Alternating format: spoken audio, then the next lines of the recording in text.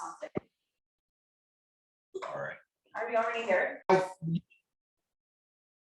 That's right. Usually this is taught in like a 4-hour class, like in October, and we'll do that in October. Today we're gonna do kind of a mid-year review. It's gonna, I'm guessing, why don't we just, would everyone raise your hand who was coming with who you already have a business plan for 2021 that you created at the beginning of the year? Anybody have a business plan? Okay, Sammy does. Anybody else? Okay, so most people don't have one already. Okay, cool. So we're gonna fly through what is usually like a 5-hour course in 2 hours. So there's going to be times when I'm going to want to dive in deep, and we're not going to. We're just gonna we're gonna skim across the water like a stone, right? We're just gonna skim across that. All right, so let me bust this out here. So, couple things about business plans in general. First of all, the course today, this is meant to be like a workshop. Like you should have, I recommend doing it in pencil, by the way, not pen if you can, but if you can, it's all right. Why would you want to do a business plan in pencil, not in pen? Anybody? Because you don't know what you're doing. You know what you want. This is a working document. This is a working document. This is not, when I, the first, so when I went to my first couple of business plans, this is like 2010, 11. I was like, oh my God, wouldn't it be great if I made $1 million? And it was like, I'm going to do this and this. And I folded it away and I put it on the shelf. And then the next year I was like, you know, time to do a business plan. I took it off the shelf, dusted blew the dust off of it. And I was like, oh wow, that was really, really ambitious. I didn't do any of that, right? That's not what we're doing here. What we're doing is we want to create a plan, like an actual document that we use to navigate through the year. And this is life.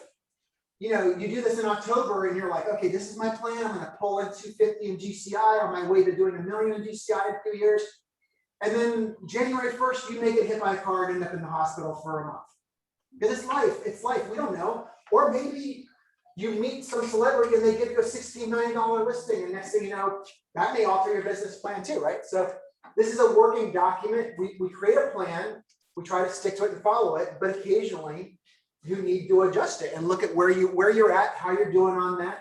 And typically, halfway through the year, this is one of those times when you want to do that.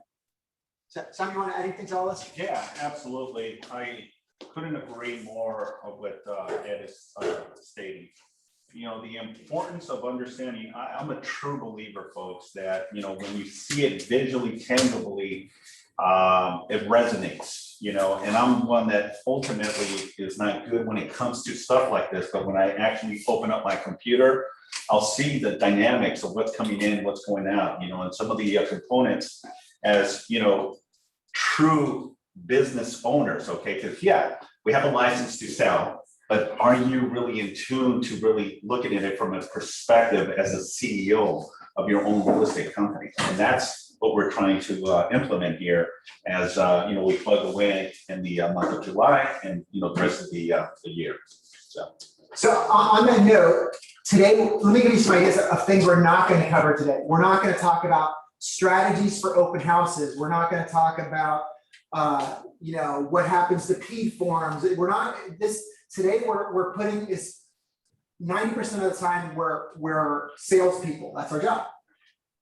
10% of the time, or whatever, a small percentage of the time, we put on our CEO cap and we're business owners. And that's today. Today is one of those business owner days. We're thinking like a CEO day, right? Yeah. Okay, so let me cover some of the things here. So my thought is we're probably going to spend, we have 2 hours, right? So we're probably going to spend most of the first hour talking about mindset, goal setting, and those kind of things, some of the big why kind of stuff. And then there's 4, well now 5 models in the MREA book, and we're going to cover those in the last hour. And when you guys walk away, you should have a business plan in hand that you can use to map out your second half of the year. And then in October we'll do one for 2022, and then we'll have a whole year to work on it. For those of you guys online, there's a business planning workbook short version in the chat bar. If you didn't do so already, you may want to print it out if you can do that. If not, it's all right. Just, you know, you can just have some scratch paper and that'll work just fine. Don't worry too much about it. But if you can print it out, that's ideal, because then this package you guys all have, that will become your business plan. You'll walk out of here with that filled out. Okay, so Simon, I'm on page 1.4 in case you want to follow up. Yes. Here's a couple things. This is good stuff. Okay, the models of the MREA, Millionaire Real Estate Agent book, written like 100 years ago, it seems like 1980 something, right? I'll tell you, it's still very much pertinent today. It's the best. It's the best workbook, user manual you got for your business, for your real estate business to this day. They're going to come out with a new version of it. A lot of the material in here is updated with the latest research and whatnot, but it's still, the models haven't changed very much at all, surprisingly, to everybody. Even to Gary and Jay, they'll talk about it sometimes and say, to our surprise, as we're doing the research for the new version, we're actually finding out that much less has changed than anyone would have ever thought. Okay, so here's some of the stuff they're saying. The models in the MREA are the result of the latest research from interviewing hundreds of highly successful real estate agents across brands and locations. It's not just KW agents. These models are proving to contribute to their success. The first habit of self-discipline is to pursue models of excellence in all areas of your life that are truly important to you. Models of excellence are found in the practices of top performers. Following models builds habits. Habits make predictable results with less effort and great models provide shortcuts to great thinking. What is a model? Anyone want to guess? What's our definition for a model today? An example. Yeah, that's a good one. Here's what they say. A model is a pattern of something to be made, an example for imitation, serving as or capable of serving as a pattern to be imitated. Let me do this. Let me share this. It's got PowerPoint to share. Oh, Simon, can you allow screen sharing? Yeah, absolutely. Models are strategic actions based upon someone else's actions that got the desired results you want. If you want results like someone else, then start by following their model. Do what they do, begin with models. And there's this great slide here about models and creativity. Skip right ahead to that. All right. There. Share screen. You should be good to go now. Got it, thanks. Cool. All right. All right, now if I can-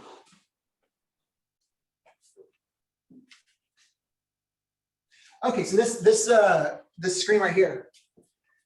When you begin with proven models and then add creativity, right? This thing on the left, you start with models and then you add creativity on top of it. You create a stable business for which you'll have a chance of achieving your highest possible results. If you begin with creativity and then it's not working, so then you go to models, not nearly as effective, right? If you begin with creativity and then try to add a model, or if you try to add creativity to a model you haven't fully implemented, you risk rendering the model completely ineffective. This is the example of an unstable business. MREA provides you with a set of models that are based on the actual experiences of the very best in the industry. Once you have implemented these models and feel you have a thorough understanding of them, then you innovate around them to see if you can improve the results. Does that make sense to everybody? Anybody have questions about that? Make sense? Yeah, right. All right, the next slide. Oh, I love this. E to P. This is my favorite slide in all of KW. I love this thing. So some of us, I'm pointing down here to the bottom where it says natural ability. Some of us have a little bit of natural ability. Some of us have a lot. Some of us, it's varied in different parts of real estate. Some of us are great at listing presentations. Some of us are better at like holding clients' hand and walking them through stuff. Some of us are better at gaining clients' trust real quickly. It's, you know, some of us are great at marketing. Some of us are better at numbers. We all have our things, right? Just based on your natural ability alone, if you did nothing with any models and followed no one's advice, you'd sell some homes, probably, most of us, and you'd get to a certain point, and that would be the ceiling of your achievement, right? Natural achievement ceiling. right? You get to that point and then you stop. If you've used foundational models, that's what we're talking about, right? The models that are in the MREA book, you'll be able to get where you normally would have, where your normal natural achievement ceiling would have been. You can bust right through that, and now you got a different ceiling of achievement, right? So you can get right through there and go right to and then once you get there, that's when you start applying creativity. And another thing I like to, for years, I did not notice this until somebody, I forgot who it was, pointed out on one of the calls. Note that when you hit a ceiling in your business, for a lot of people, it's right before they hire an assistant, right? That's a big ceiling for a lot of people. I know it was for me. You get really, really busy and you're just like, I can't do anymore. I can't do anymore. I'm like, I am tapped out. I cannot get through it. But you're like, I don't want to hire an assistant because it's going to cost money. I'm going to have to train them. I don't have time for that. Just note that when you get here, for most of the things we have to break through, before you can make a breakthrough, probably have to take a step backwards before you can take 3 steps forward, right? So the most obvious one for if you're going to hire an assistant, you might want to take career visioning. It's a class that's going to take some time, even cost a little bit of money, actually, I think. And then you got to, save up some money for your assistant and all that kind of stuff. So there's going to be a step backward, and hopefully he or she works out. They may not, and then you have to start all over again. So you want to try to get it right the first time. But that's a point that they're making here, is that to get to that next level, sometimes you have to take a step backwards and invest in your business before you can go forward. Samuel, you want to add anything to that? Yeah, so I love this graph here. The natural ability, right? The natural ability is like, let's just say when you start real estate, you get your real estate license, and then you implement all the foundations, what we tell you: lead generate, open houses, prospecting, passing out your business cards. And then you get to that level of that ceiling where it's like you're all confused. Okay, what do I do next? What is the next? And this is where the fundamentals, right? The basic formulas, the models, the systems in place to really fine tune your position. And then that's when you start seeing the breakthrough. When you have that consistency, right, is the ability to break that ceiling. And then now is the consistency of building that momentum and doing it year in and year out. And then obviously fine tuning. It's no difference in working out, right? If you want to get in the best shape of your life, it's the ability to first eat right, and then the exercise aspect of it, right? And then having that balance, but it's the consistency that will take you to that next level. And it's like with anything. It's that 90-day plan that you start seeing the results. And then when you see those results, staying consistent with it, throughout the year. And I love this, then that's when you start seeing the breakthroughs and the creativity in every aspect of your business. So I love this. This is great. Okay, so next we got, okay, so these are the different mindsets of a millionaire real estate agent, right? Think powered by a big why. This guy looks familiar. Oh yeah, that's right. He's local, right? It's I can't recall his name, but he does look very, very. I believe he's out of the Beverly Hills office, if I remember. I don't know, but yes. So think powered by a big why. Think big goals and big models. Think value and customer service and experience. Think competitive and strategically. Think action and accountability. Talent, systems and standards. Knowledge and skills. Think persistence and resilience, and think profit. These are all the mindsets of a millionaire real estate agent that you can find in the MRA book. Today, we're going to talk about think powered by a big why. We're going to spend a bunch of time on that right now, and think big goals and big models. We're going to work on this for a while right now, and then we're also going to talk think action and accountability in a little bit. Okay, so Simon, I skipped ahead to 2.6. The first millionaire mindset, the concept of big. Okay. Oh, explain the big why. Okay, so, why is having a big why important?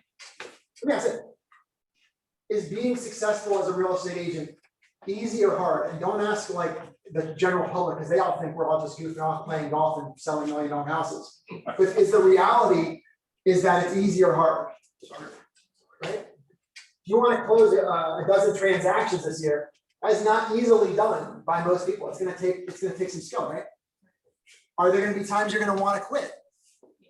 Possibly, yeah, right? I mean, I don't know what your lead generation is, but I was like calling expires and phys. I was doing the hardest of them all, like just the grunt work, door knocking and expires and FISBOs was my bread and butter when I was new. And that, I mean, there was times when, I just want to like pack it up and go home and be like, I don't know what the hell, why did I choose this career path? This cannot be right. So yeah, and having a big why will push you through that. And that's why we want to tap. We're going to spend some time here.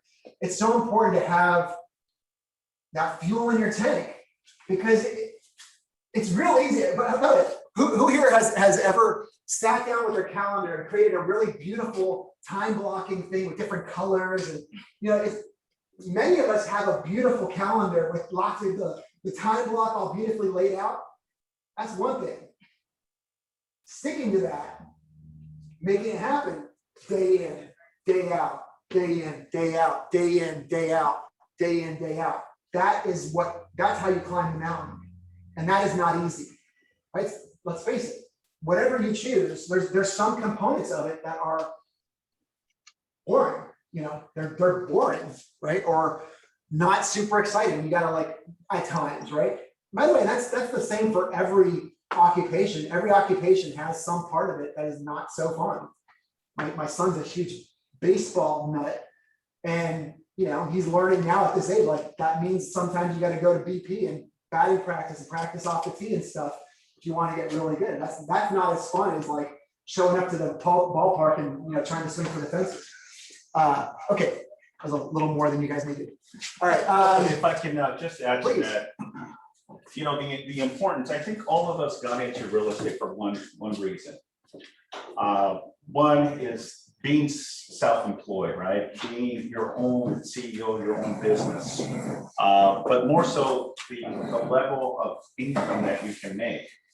I was talking to one of our agents, and they just closed on a almost $4 million transaction. And the commission that just came from one transaction 30 days in was almost 100,000. So if you really look at the bigger picture, folks, the whole avenue of why we get into real estate is the opportunities, but more so the ability to make substantial income. If you really put your mind into this, and this is what the purpose of the Gary Keller, the Millionaire Real Estate book, right? It defines the models, the systems, but how to net $1 million. And you can do this here in the state of California and more so here in LA, right? But think about it. I mean, there's a lot of agents outside of California that do volumes and units, doing 200 to 300 units, 100,000, 200,000 price point, but they're crushing it, right? We are very fortunate that we don't have to do that many units to, net $1 million. So if you really think about it, it's a great career, but more so the area that we live in where the opportunities are in. So, you got to definitely think like a CEO, but think like a millionaire as well. And then that's when you gradually start, having the opportunities. I love that. So why don't you guys open your books to the page called the Think Powered by a Big Why. It might be 2.7-ish. I don't know what's labeled on your guys' page 7, is that right? Yes. Okay, cool. Page 7. If you guys on the Zoom, if you have the printout, great. Turn to page 7, and if not, just take out a piece of paper. It's all good. So we're going to talk. This is your time to write about like what is your big why? What is the fuel that your why? What's causing you to wake up in the morning and make that extra phone call? And it can be different for everybody. And it can change over time, by the way. And most people does change over time. Maybe you're trying to, and by the way, you can list multiple things. And then as we get to it, you'll try to like narrow it down to one major one. I know Gary Keller is very big on narrowing it down to one big why. I kind of found like, more like a top 3 for me. It's always been like that. Although I tell you while you guys are doing that, so go ahead and start writing just what is powering your big why? What, maybe you want to save for your kids' education. Maybe you want to buy a house. I'm in that boat.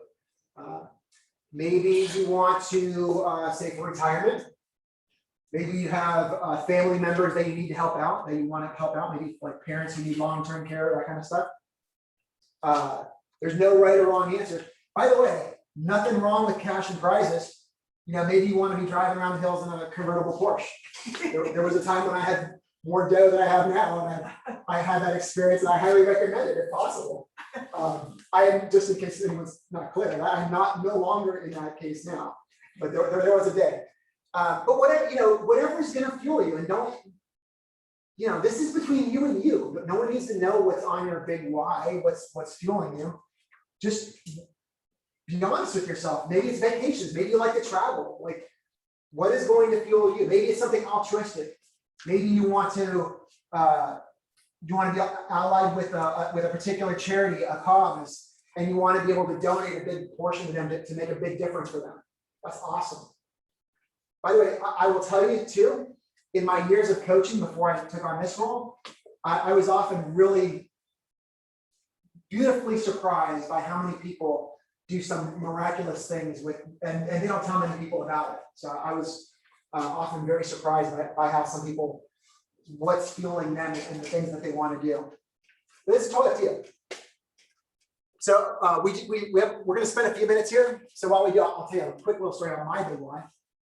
So my wife and I, we had a bunch of money saved up from my .com days, and we were like, you know, it'd be fun. Let's move to Charleston, South Carolina, and flip properties and have some fun and have, you know, we'll do some real estate there. And we flip some properties, and so we head over there, and I got my license. I show up at Keller Williams and I was like, yeah, sure. And I talked to my team leader. I signed up, and I didn't see him again for like a year and a half. And you know, my wife and I had money saved up. We thought we had about 5 years worth of savings. We were like, no rush at all. We were just like, oh, let's have fun. If it doesn't work out, we'll move back to California, back to LA. And so we stayed there. Fast forward, like this is, we talk about life happens. Fast forward a couple of years, we had 2 kids back to back, 16 months apart, and they were both complicated kids. Like they weren't complicated. They were high maintenance. You can put it that way, right? High maintenance meaning they were expensive births. Let's put it that way. And they were complicated. Now my wife, we were working as a team, and my wife was like, "You're on your own. I gotta take care of the kids." And by the way, we've blown through our savings by now because, you know, the healthcare system, like we were very unwise about how we went through about all this. And all of a sudden I showed up at my team leader's office, and I was like, I don't know if you remember me, but we met like a year and a half ago. And I need to make a lot of money, and I need to make it fast. So I don't know if I can do it in real estate, but like I cannot fail, and this has to happen soon. And it wasn't like, you know, I said this with a smile on my face. It was like inside, I was freaking out, and it happened. I felt like it happened overnight. So that, you know, for me, big why, super easy. You know, it's my 2 kids. It's like, you know, my family was all relying on me to pull in income like in a hurry. So those months, I mean, I was just on fire. Like, I mean, just anything my team leader asked of me. I mean, we didn't have coaches back then, or at least we didn't in our office, but he was just like, okay, join me tomorrow morning. We had power hour back then. Join me 9 a.m. We're gonna start making calls. So I showed up. You know, everything, the whole thing. Take bold. Okay, go to Mega Camp. I can't afford it. Here's a what they call it, a voucher or whatever. Like when your kids go to college, right? Scholarship. You're like, hey, you're going on scholarship. And I was like, okay. I was like, oh, I can't afford the hotel. You know, somebody says they put you up in there, they can stay with them. So my point was just that my big why was super clear, and that's part of why I was able to do a whole lot in my first few years. So hopefully, hearing all of this by now, you've jotted down a bunch of stuff, being slightly entertained by my story. So all of you guys on Zoom, or anybody here in the room, anybody want to share a couple things that from their big why? Well, one thing that I like to share that I know is that the most high achievers in any type of industry, not just real estate, you know, have a common factor is their big why. Why do they do what they do? And they focus on that one thing, as Ed is saying, and they just chip away consistently, right? And that's where you see the momentum and the results. Right now, top of my head, I think like Gary Nix, He comes in, he's so dedicated, and his big why is his family. His big why is, you know, his own personal value proposition. And that's why he stays committed and consistent in his business day in, day out. It's just phenomenal to see how he works. And, you know, he's not really flashy type of agent. He's a very humble man, very religious, and he just stays dedicated to it. And this is why he is the number one in our office. So love that. Love that. Yeah. Anybody else want to share? Anybody on Zoom want to share? Anybody here in the room want to share their big why? Yeah, go ahead. So my big why is traveling. I do want to travel, so I went ahead and I booked a trip to Paris, Amsterdam, and Dubai. Love So that. I feel like if I go get a taste of what I actually want, it's gonna make me want to continue. So that's kind of my why, to get to that in November and then, you know, continue after that. So I had to change it up and try something different, and I really want to go. Like I love it. really want to go. I don't know if you guys on the Zoom can hear it. Can everybody hear in the room? Like, you can hear it in their voice, right? Can you guys hear that? There's a saying in coaching, your big why should make you cry. Oh, I don't know about that. You make us boring. I don't know about that, but whatever you're writing down, it should have some oomph to it. It should make it should make you heartbeat a little harder, right? So anybody else want to share? Anybody online? Should we keep going? I'll share. I remember, does anyone know Josh Altman from the Millionaire Listings? I remember listening to an interview, and it was something similar to what we're talking about, and something similar to what you're saying. Just book it. Somehow, some way, you know, it may be, you know, a very expensive trip, but you'll find that avenue to get it done and get it paid, right? And he was saying what he ended up doing was, when he was, you know, going, because he started in the mortgage industry before he transitioned into real estate. But he said, you know, in the area that he focused on, you know, there was high-end producing individuals. So he says, I have to kind of feel myself in that environment. So what does he do? He buys the most expensive vehicle that he wanted as a dream vehicle. Even though he couldn't afford it, he was going to find an avenue to do so. And he did. He bought himself, I don't remember if it was a Mercedes at the time, but it was a high-end vehicle. And, you know, little by little, it was his motivation. It was something that, God, I got to make that monthly payment. So I got to hustle. Similar to, you know, booking these exotic vacations, you just find that ability to do so. And it's just like a commitment.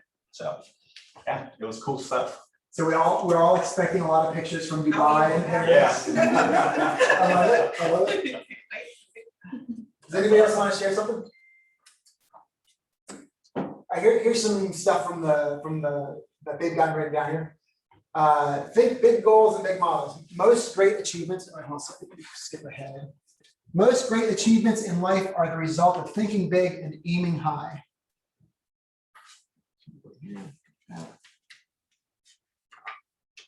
Oh.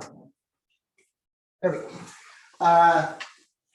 Small goals tend to place limits on our potential. We tend to slow down once our goals are within reach.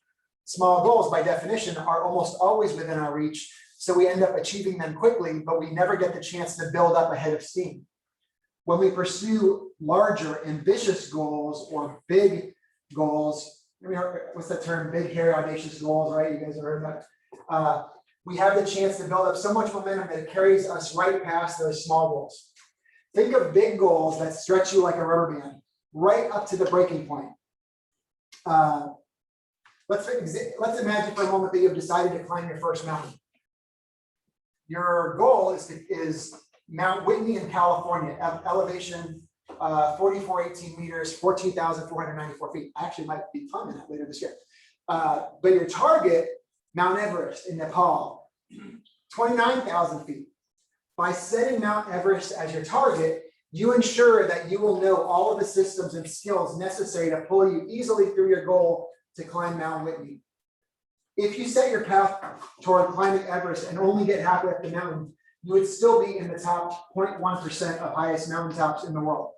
In fact, if you only reached the Everest base camp, elevation 17,500 feet, you would still be 3,000 feet higher than any mountain peak in the United States. You would have achieved your goal of climbing Mount Whitney. So what often happens with goals? Most agents set goals that are too low and achieved goals that are too low. So don't set goals too low. Setting big goals and going after them will allow you to build a career worth having, a business worth owning, a life worth living, experiences worth giving, and a legacy worth leaving. Okay, so in your books, there's what page is the next one on? Page like 8 or 9. It's got your someday goal and your going all the way down to your right now goal. So let's take a few minutes and put that, right? So one way of thinking about this is think about what's your current cost of living, and then think about the things that you want to achieve that you may have written down when you're talking about your big why. Most of these things are going to have a dollar sign attached to them. Even if your goal is to climb Mount Whitney, you're still going to need money. You're going to need an airplane ticket. You're going to need a bunch of gear. It's going to be super expensive. You're going to need a REI credit card is what you're going to need. A bunch of stuff is going to cost money. So most goals have dollar signs attached. So be thinking about that. Add them all up, and there's your someday goal. Perhaps that's one way of getting to it.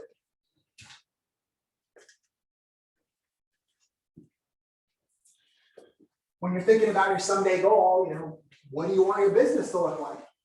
For a lot of people, that means having a team, having 10 agents working for you, and just being a force of nature and having a true company here in the South Bay.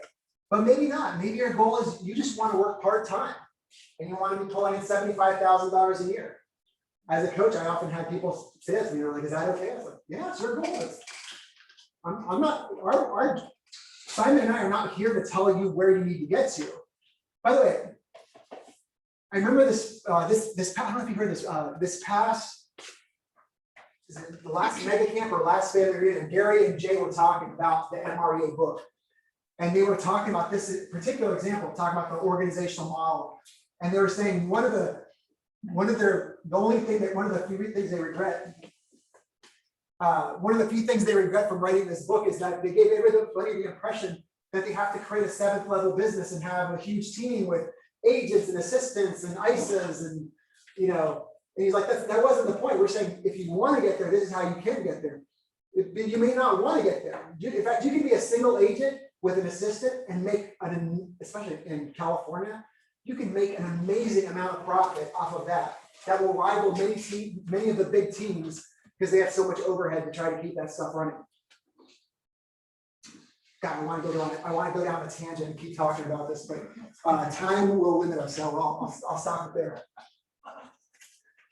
Well, Marilyn says here on the chat, I am at one point in my life where giving back is important, working with seniors and in senior isolation, that's what she says. Oh, I love that. Right? What a beautiful notion. What a beautiful goal. So, just be thinking of, and we're going to have, 5 minutes now to talk about this. But this is one that you may want to go back to later today, tomorrow. This is something that you may want to visit from time to time. One thing I like to do is, as you have your business plan, next year when it's October, it's time to write a new one, like see what you had down and maybe add for your someday goal and maybe add some more detail to it or, see what it has evolved into. That's a fun exercise. It's your life. You only get one of them. There's no dress rehearsal. And one thing that I like is the mere fact of the sample is, hitting Mount Everest, right? One of the highest peaks out in the Himalayas, I think, in Nepal. And I go back to like Al or Gary, who shoot high, and even though they don't hit it, when they reflect and look back, they still did amazing business. They still did an amazing business. I remember a couple of years ago, Gary on our ALC, and Gary shot like, I want to do $1 million in gross PCI. That was his goal. And I thought, man, that's awesome, but that's tough. And guess what? He almost reached it last year. He almost reached it. He was probably 100,000, 200,000 short of hitting $1 million in gross commission. It didn't happen that year, but he resonated it. He put it into his thoughts, and again, going back to the consistency, right? Yeah. So I love that. The other thing about that too, about setting, not just thinking about what is your GCI goal for this year, but where do you want to end up? When you have that notion, you have that vision of where you want to go, it's going to inform some decisions along the way. Let me give you a couple of examples, like that I just remember from my personal experience. Many years ago, I was getting a new phone, and I was like, well, I don't want to just have my cell phone be my main number, because what if I change cell phones or whatever? And there's a company called Ring Central, still around actually, where you can get an IP phone number, but then later on you can expand it and you can use it like a phone tree and call routing and all that kind of stuff. And so that's right there, I got a main number. And then over time that became the main number, and then we had multiple extensions and all that. But it all started because I had the vision of where I want to go. I knew, like, give me 3 years and I want to build a team. For example, Gary Keller, when he opened up, I think it was like a second or third office, they immediately started answering the phone as Keller Williams International Realty, even though they hadn't even gotten out of the state, much less international. But that was the vision, right? Like, we're getting there someday. When you rent office space, I remember for me, I wanted to make sure that I had a space that, I was shooting between two spaces. One of them was easier to expand when I got an assistant, and I was already thinking that way. So, but these are the kind of things that will happen if you are thinking ahead of where you want to end up. And again, that's different for everybody. Maybe it's like, I want to have a big team. Maybe it's, I just want to be me and maybe one partner with an assistant. Whatever's going to fuel your goals and get you to where you want to go in life. Any questions? Any thoughts? I want to share my experience back in 2011. I attended a seminar, a business seminar, that we were working on our goals, what you want to do in 5 years and 10 years and all that. And they asked us to write our income that we want to have. And once we were finished, and they said, go ahead and multiply by 10. Believe it or not, we did that. And last year I found that booklet that I did. I surpassed that. That's awesome. That is awesome. Kind of reminds me a little bit of Bold. Mm-hmm. Bold, if you've ever taken Bold, if you haven't, I highly, highly recommend if you're actually going to be doing it soon. I know Ed sent out a social information regarding Bold. But yeah, we do something similar to it. We actually have like a check registry, and then we consistently double it. It says, okay, every entry you'll put more money into it, but then your expenses, what do you want? Houses, investments, boats, cars, vacations, education for your children. You can put whatever you want, but it really gets that excitement going, right? And I just love that. Because I There's a never book on that too. It's called Write It Down, Make It Happen. write it down, make it happen. Let me share a story that happened to me, and this is a true story. When I was in my 20s, I had a friend that she told me to start doing something like this, and it was a 3x5 card, guys. And she goes, just put whatever you want. So I started putting everything. I think I was about 19 at the time. So I wanted to do this. I wanted to have this. I put it down, everything on a 3x5 card, and forgot about it. 15 years later, I happened to open up one of my boxes, and guess what was in there? The 3x5 cards. And I was in total shock. Even though I didn't see it, it was in there for 15 years. Everything but one thing I had accomplished. One thing, and I probably had about 12 things in there that I wanted was career, was investment. I mean, it was just mind blowing for me. There was just one thing, and it's still on my bucket list, is to complete my flight training to fly one. You know, that's the only thing that was in, and that was something that I've always wanted to do, but it's so true. You know, when you put it down, you visualize it. I mean, it's just unbelievable. So, you know, good stuff. Super cool. Okay, so the next slide here is the 411. Does anybody here know if, does anybody ever use the 411? And how important the 411 is. So we're not gonna spend a lot of time here because I trust me, I would love to have a whole class on just 411, how to use it and why it's important. But let me just give you like the Cliff Notes version of why do it. Say your goal is, and by the way, I love what Simon was saying, when it's time to make your someday goals, why not go for everything you want? What's the worst thing happen? You get halfway there. Okay, well then at least you're halfway. Like much better than thinking small, right? They said there's a great quote by Marianne Williamson, the author, about thinking small. I'm gonna post that up on my office at one point. Your thinking small doesn't serve anyone. There's a lot of people who could benefit from you getting to be as large as you possibly can, right? In your life, having a huge life. Why not go for shoot for the moon, right? It's your life. So what the 411 does is, so once you have maybe your 5-year goal, and Gary Taylor likes to say, you can go from, there's a book about this, I think it's called 5, something 5, it's a red book with a white number 5 on it. Talks about how you can get from anywhere you're at to anywhere you want to be in about 5 years. So maybe your goal is, okay, I want to make $1 million GCI like Gary Nix was. Okay, well then what is, if I'm going to go there, what would somebody who's getting $1 million a year GCI, what would that person's 1-year goal look like? Okay, so based from where you're at now, if you're on your way to do 1 million in 5 years, okay, then what would your 1-year goal look like? Maybe it's like, I want to do $150,000 of GCI because I'm a first-year agent, right? But I think it can be done, pretty sure. So there's my 1-year goal.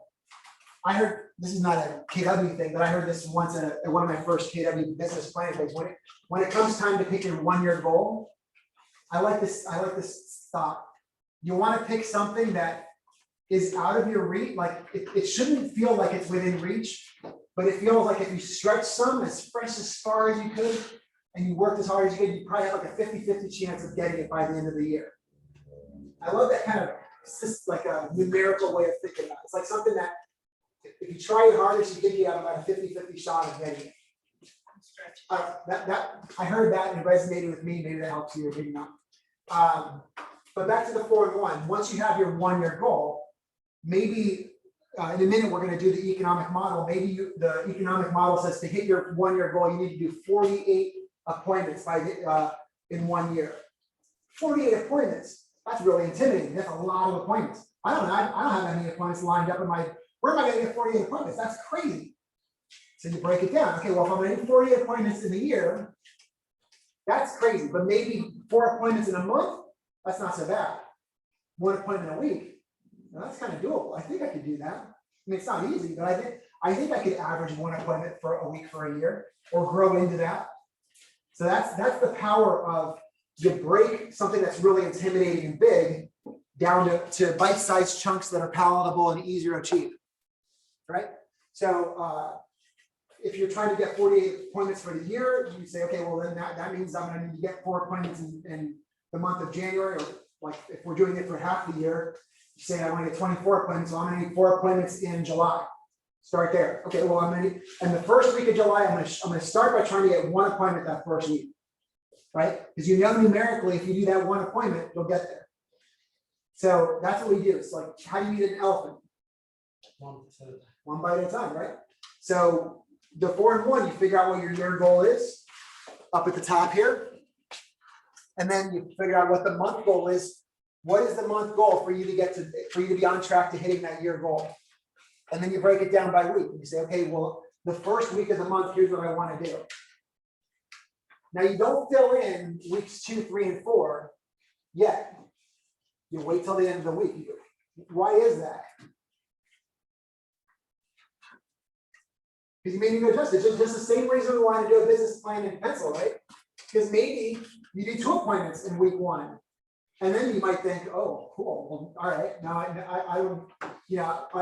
I'm gonna give myself a break so I can breathe a little easier. And I'm gonna say, week 2, I'm not gonna hit any, or I'm gonna do what, maybe for this week, I'm gonna try to hit 1 and just stay that way. That way I've got 1 in my back pocket to spare at any time along the way. But you know what I'm saying? It forces you to make these business decisions one week at a time. Every week you go back and you look at what you did. Okay, based on that, what do I need to do in this week to be on track? Okay, based at the end of that week, okay, what do I need to do now to be on track, right? And then you get to the halfway point like this or quarterly, and then now it's time to kind of like where you go back and you review the whole thing and be like, okay, how am I doing? It's been 6 months, am I on track? And then at that point, which would be now, so if you had a business plan from January, this would be the point where you decide, am I on track? And if not, you got 2 options. I want to take a guess. If you're not on track to meet your goals, what are the 2 options?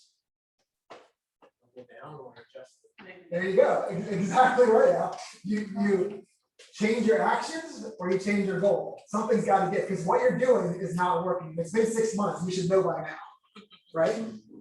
So that's one of the reasons why it's not just you make a business plan, you put it up on a shelf, and you never look at it again. You want to go back and revisit it. So the 4-in-1 is kind of like a weekly check-in tool. I like to have I do it to this day. Even I'm not even an agent anymore. I'm still doing it. If I left real estate, I would probably still be doing it because I just love it. I love that way of thinking. I have one on my desk right now, and first thing I look at in the morning, and the first thing I look at before I leave the office. I recommend that. Don't have to do that, but that's my recommendation. It works for me. But more importantly, you want to look at it every week. Cross out what you did and what do you need to do now. Everybody kind of clear? Any questions about the 4-in-1, how you use it, why it's important, why it works?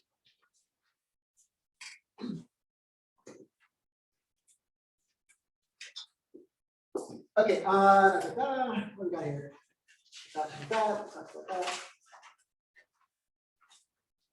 Oh, there's some really good stuff in here. Since taking action requires maintaining focus on the goal, how good are you at maintaining your focus, especially over time? Is there a lot of people like feeling some sweaty palms right now going like, I wouldn't go on ring because I'm not that good at it. Right? It's hard. I'm no different. By the way, in my role now, I've got goals. Simon's got goals. We all have goals. In fact, you'd be surprised at how much Simon's role and my role are so much alike yours. It's uncanny how much it's all alike. Prolonged focus on the same issues can feel like routine, and routine can lead to boredom. When boredom sets in, attention drifts. And when your attention drifts, the craving for novelty creeps in and doing something new starts to appear more and more appealing. How many of you had a plan for the day and then you get on Facebook and maybe you're on Lab Code Agents or something and they're like, go to this seminar and learn how to get 20 leads from TikTok today. And you're like, oh my God, that's the solution. I don't need to pick up the phone. I should get TikTok, right? Right? Am I right? Yeah. Right? There's all the squirrel, right? What? Right? I mean, we're notorious for that as agents. You're driving for work and you got a plan. Okay, I'm going to make my 10 calls. All I got to do is make my 10 calls. And next thing you know, you're like on some rabbit hole reading that. Sorry, can you go back to the 4-in-1? Can you give examples, like how to do it? So you do net income and how much you want to make? Absolutely. So, okay. So the question was, for those of you who are online who may not have heard the question, can we give a specific example using the 4-in-1? So in a minute, we're going to use the economic model, and that's going to talk about one of the things I'll cover, and we'll tell you how many appointments you need for the year. That's a really, by the way, if you're only going to track one metric all year long, most top agents track appointments before they track anything else. They don't track GCI. I mean, they track GCI, of course. They track closings and their conversion rates and all that. But if you were gonna have to be limited with one hand behind your back and you could only track one thing, my recommendation would be track appointments. That's like the most straightforward way of tracking, if you're gonna start somewhere. Which, by the way, you can track very easily in Command. So the goal for 2021 will be for next 6 months. Yeah, so we're just gonna make it for 6 months, right? So let's say we do the economic model and we find out that you want to get 24 appointments in 6 months. 4 appointments would be about 4 appointments a month, right? So you would have, up here where it says annual goals, if that was you, you would have 24 appointments. And then where it says monthly goals, so you create one of these sheets every month. This one might be, let's say this one's for July. You'd say, okay, my goal is to do 24 appointments. And for July, I'm going to try to get 4 appointments in July. Go down a tangent, I'm not going to. No, I'm not going to do it. All right, so you're going to have 4, say you want to have 4 appointments for the month of July. And then, like we said, maybe for the first week of July, starting not this week, but the coming Monday, maybe on that week, you want to do 1 appointment for that week. And what I was saying is, don't fill in even though you know you're trying to get 4 for the month, don't just go ahead and put one appointment, 1 appointment, 1 appointment, 1 appointment. You just put 1 appointment in week 1 and wait and see what happens. Because maybe you get all 4 appointments and then you're like, oh, well, this is awesome. What do I want to do now? You got a choice. Maybe you don't worry about appointments and you just see what happens and you put 0 for the goal and you work on some other marketing stuff. Maybe, I would recommend that, but you could do that. Maybe you're like, you know what, this is awesome. I'm gonna go for 2 appointments on week 2. Why not? Maybe this ends up that I overshoot my goal and I need to change my goal. The point is it forces you to make a little business decision every week about setting your goal for the next week. And that's totally up to you. Can I Yeah, please. add to that? So the whole purpose of the 411, as Ed is stating, is 2 components: your business and also your personal. You can break it down annually, monthly, and weekly, but they also have to be measurable too as well, you know, because we can hit the standard super high, but at the essence, you know, when you break it down, say you want to do $250,000 in gross GCI this year, right? Okay, how is that going to look like on a monthly basis? And then you'll do it as measurables. Okay, what do I need to do? Lead generate, open houses, sphere of influence, and you write those down so that way you can track of what you're doing to accomplish those expectations. And you can also do that more personal, similar to, I want to go on vacation, I want to go to Europe, I want to go to Australia. Okay, we put it down, how much is it going to cost me to do so, and then what is it going to take to get to what we need to be able to accomplish those goals. So that's why the 411 is very important. And like Ed was saying, it doesn't have to do anything. It doesn't have to be just real estate related. It could be even with your children and their goals and expectations. You know, maybe their goal is to go to an Ivy League university, Harvard, you know, and you know, what are we going to do to break it down to ultimately when they achieve those on a yearly basis? So when you it's good say stuff. appointments, you mean listings? Listing appointment. So I would do it by listing appointment or buyer appointment. I would not include leasing appointments on there. And if somebody said, hey, can you stop by and take a look at my house? I wouldn't count those. I would count. My criteria was always, if I walk them through my marketing plan, I consider a listing appointment. If I'm just going there to hang out, give them advice on a wall color, it's great. It's a great appointment to have, but I don't consider that a listing appointment. If I meet up with a buyer and they're just like, hey, can we talk a little? If I walk into the buyer process and give them my whole spiel, that for me is a buyer appointment. If I'm just, if we're just having coffee and the topic of real estate comes out, I don't count that as a buyer appointment. Right? Right. So that was mine, that's pretty common about how people would distinguish all of it, but it's up to you how you want to distinguish. The one thing I would say though is whatever you decide, just be consistent about it. So that way you can tell if your numbers are going up or down, or if, because part of the goal of all this is to see the trends as time goes on. Okay, let me see.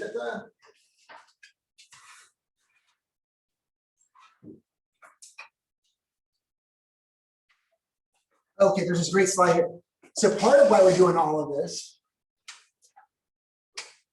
And before you move on, can I ask you a question here? There are 2 pages here on 411. One is the action, the worksheet, and one is the other one you were showing. Which one comes first, this first or the other? Yeah, just go back, we're not there yet, we're before you. I mean, that's a sample 4-in-1 that you can get. Earlier. Yeah, we're not doing this yet. We're about to get right into it. Yeah, so we're still here, we're still here. So if you get the lower price, properties or whatever, you get like 8 appointments. So you're meeting your appointment goal, you're exceeding that, but the GCI doesn't necessarily. Correct, of course, yes. So which one you need to focus on, just the appointments for time being? that's what I would do. I would start with just focusing on my appointments, and I mean, of course, you want to be at the price point that you've set, but I don't worry too much about that. That all kind of works out in the wash. Over time, that will kind of average out, and over time, there's ways of increasing your average sale price. That's outside of the scope of what we're talking about today. For today, I would just use your kind of average, and just know that sometimes you're going to be below, sometimes you're going to be above. For now, just know that it'll all kind of work out. You guys don't have in your packet, but there's these stats that come from a study that was done. Individuals with written goals are X% more likely to achieve them. They want to take a guess. What percent is more likely to achieve your goals? If you write it down. 100%. 42% more likely. Individuals with accountability are blank. 77.6. 78% more likely. So writing down your goals like what we're doing today, great. Look at that. You're 40% of the way there, and you haven't even picked up a phone. You imagine if you had this big old banner, and this big old banner, as soon as you wake up, it's flashing right there. As soon as you go in the kitchen, bathroom, the office, it's flashing right there. Remember, this is your goal for the year, is to do $250,000. Imagine it embeds, and it's all really the mindset, right? And that's what Ed was stating. It's pretty cool stuff. Exactly. So this is where accountability comes in. Accountability is an empowering process for continuous focus and refocus.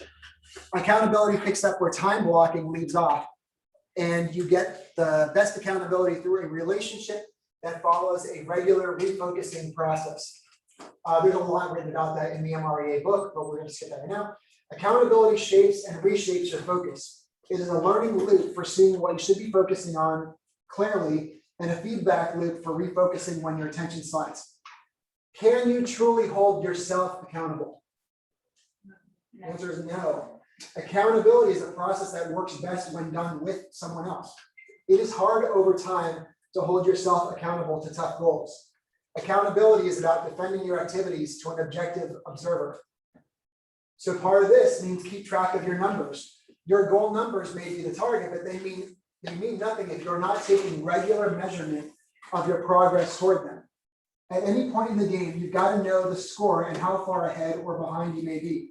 Otherwise, you'll never be in a position to make meaningful adjustments. So accountability is about getting and using feedback.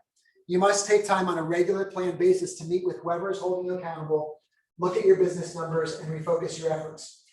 So who's holding you accountable, right? So for those of you guys, I don't think anybody here, but if you're new or if you're in your first few deals, maybe Sonia is your productivity coach. Great accountability person right there. I mean, she's tough. So you got plenty of accountability, but maybe not. Maybe you need an accountability partner. Maybe you need a MAPS coach. Maybe you talk to Simon or myself and have a schedule a check-in on occasion, right? We'll see what's possible. Find an accountability partner. Find someone else in this room or someone else who you see around the office and say, hey, what do you think of meeting up once a week and being an accountability partner? Boom, I did that for years. It was amazing. Such a great thing to do. And also a great way of developing friendships too. There's 3 of us who met up and all of us helped push each other's business. All right, so we're going to skip ahead a little bit. It's 2 o'clock now. Why don't we take a 5-minute break in case anyone needs the restroom? Right? Can we do that? Is 5 minutes enough time? What was it? We'll take a 5-minute break. And if you're not back, we'll continue and you'll have to catch up.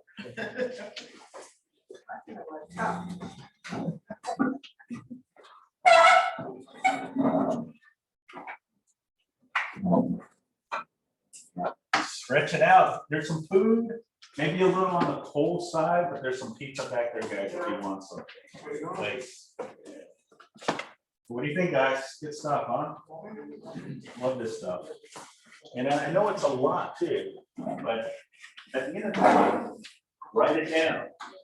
Put it in writing, right? You'll find it. What if when you get stressed out, it backfires, it goes the other way around? So what if you're, what if you have a goal and you're stressing you out and it's causing you to almost, No, the stressing out is not the working part, but the fact that somebody's constantly looking over your shoulder. I think the accountability part. To me, it's like, it stresses me out, so. then maybe find a different accountability partner who doesn't make you feel like that. You know what I mean? Like, find, just, Like, to me, like right now, my situation working with Gary, I mean, his energy is so contagious. yeah. Like, I went out with, to a Clippers game with him last night. But 2 years ago, we went out to Clippers game. In the middle of the Clippers game, he was doing bold 100. That's awesome. And I reminded him, because I remember that's what you, but but his energy, I pick up on it. Yeah. And automatically, I'm really overdriven. I call him, like, okay, what are we doing today? You know, how many property I need to show? So, but I feel if somebody's constantly telling me what to do, I resent that. It's Yeah. like, I don't know, maybe my personality. Sure. So how do I overcome that? Or do I need that accountability?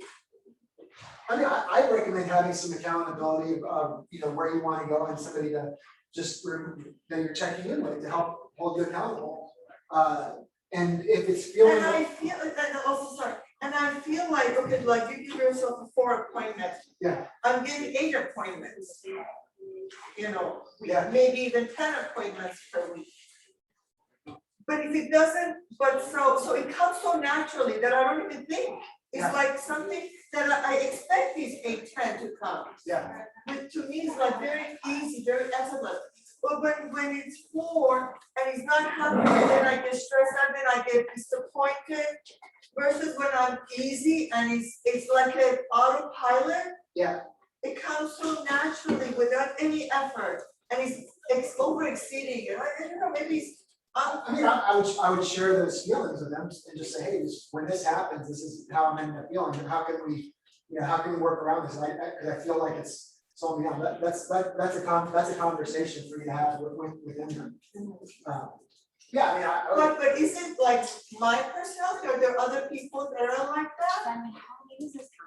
Is it, well, is it because I wanna be in control rather than somebody tells me what to do? Is it, I don't know. I mean, I don't know you well enough to know that yet. right, no, but based on this personality traits that I'm talking about. I know this, and I don't know that this will answer your question, but this is somewhat related. Is stress in general has a funny effect on motivation.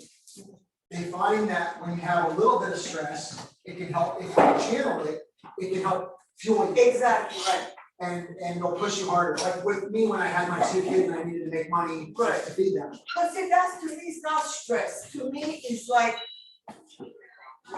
it is what it is. You gotta do it. Yeah, but it depends for different people. Whatever it is, some things cause you to focus you and push you. Right. And then studies have found that when you hit a certain point, you break, and then it starts to, See, then it starts to maybe slow you down. that's what it is. I think maybe my stress level is at certain point. Yeah. So up to that point, it comes actually at even supersede. But when I think, oh my God, this is what's, it's like when I don't know, when somebody is like, okay, tell me what to do, then it's like, no, don't tell me what to do.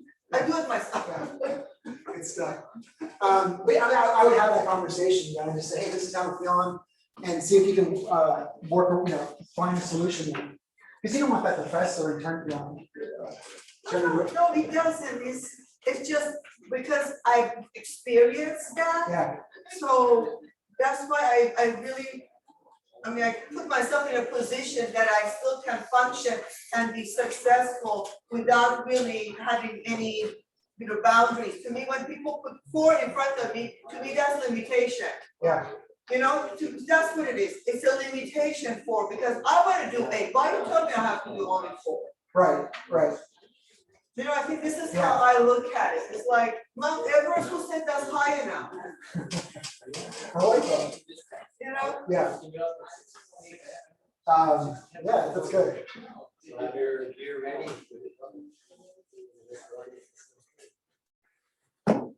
When my son was born, I wrote a blank check. I gave him $1 million. And I don't know what I did with the check. A few years later, I found the check and he had more than that in his account.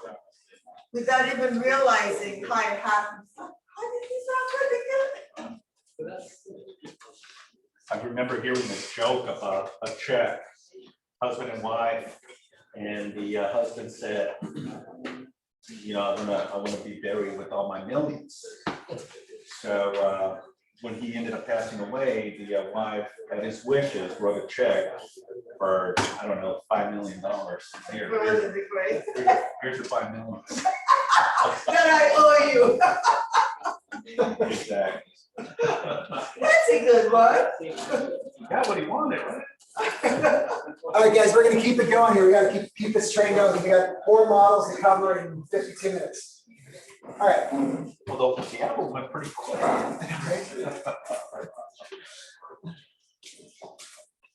All All right, we're gonna get started, guys. We're gonna fly through a couple things really quickly here.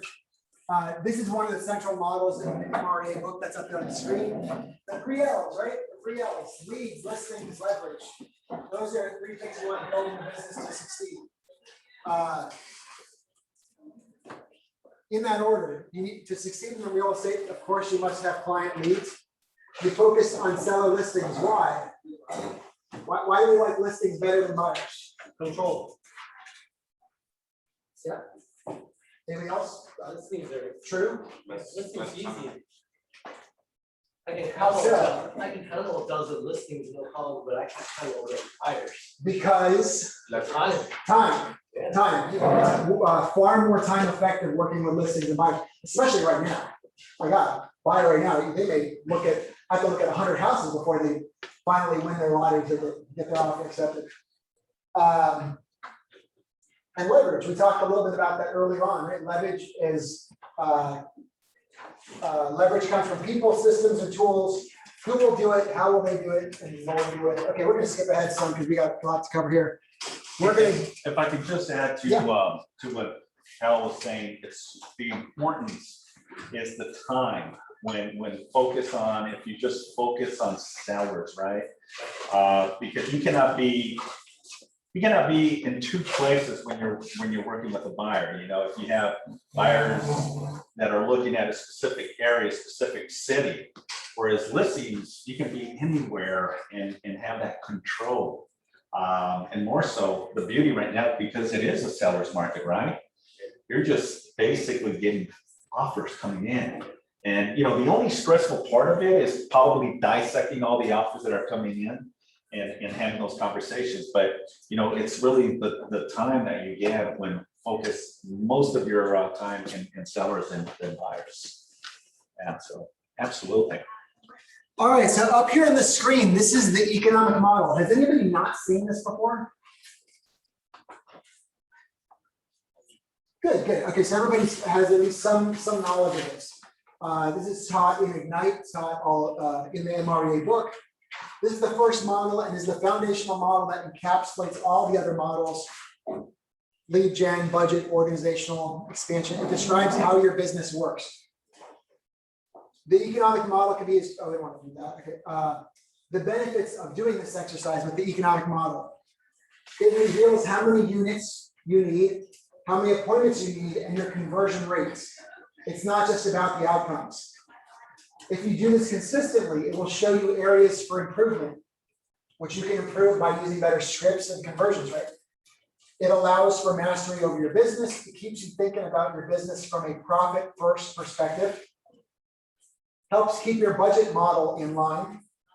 Provides benchmarks to hold your team accountable to, right? So if you know your team is converting buyers at a 60% conversion rate, and you have one buyer's agent who's converting at a 30% buyer's conversion rate, got a problem, right? And you address that for their sake and for yours.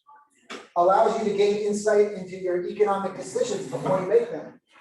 The more you know, this is good. If you do this consistently, you're going to learn what your conversion rates. You'll have over time. You're going to get to know your business better, and it will help you plan accordingly and make changes based on smarter data because you're going to know the numbers. Like if you're ever on Shark Tank, where the sharks always say, know your numbers. Know your numbers.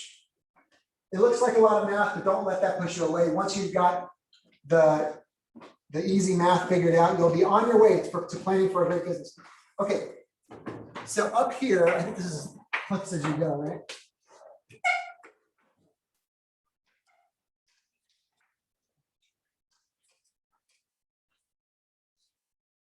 So up at the top, we've got our net income.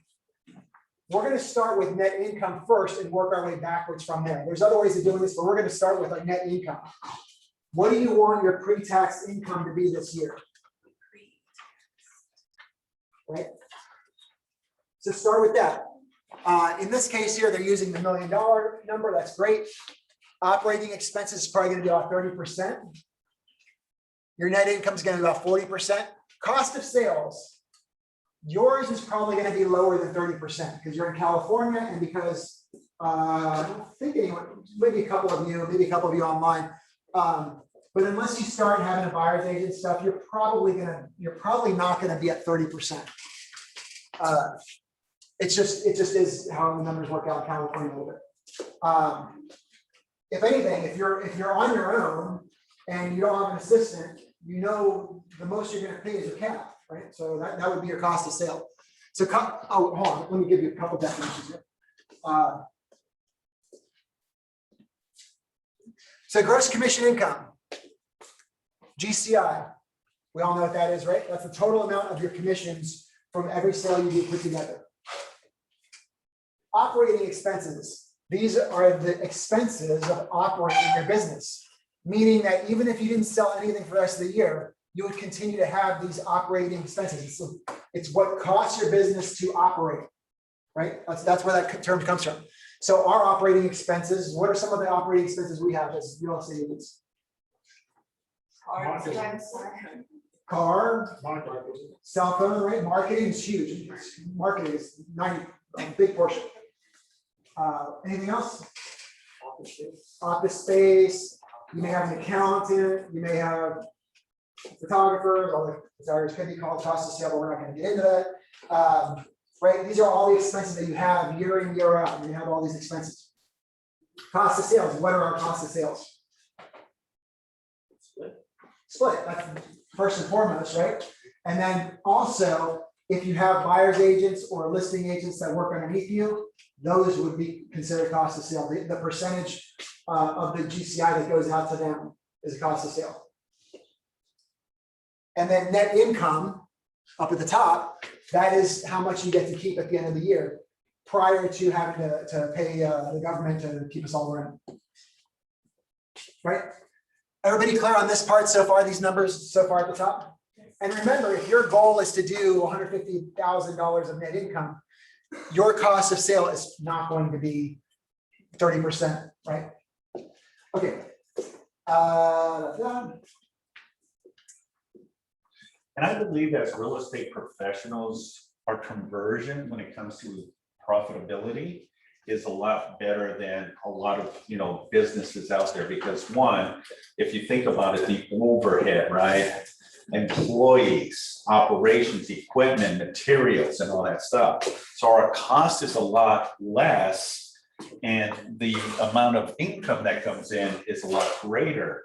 So these numbers definitely can be, can go up and go down, but if you really think of it from a perspective of business, like just say you wanted to start a business, right? Any type of business, and let's just say it's a restaurant, okay? The first thing, I'm thinking, oh my God, my conversions in my merge amount is going to be very, very little because of the overhead, the employees, the materials, the product, the preparation, all that goes into the cost. So our profit is very, very minimal compared to, real estate sales, if you really think about it. So it's a very lucrative business to be in. But knowing your numbers definitely will kind of give you that big picture. So is everybody on this page here in your workbook? So we're gonna go through, you're gonna create your economic model for your business.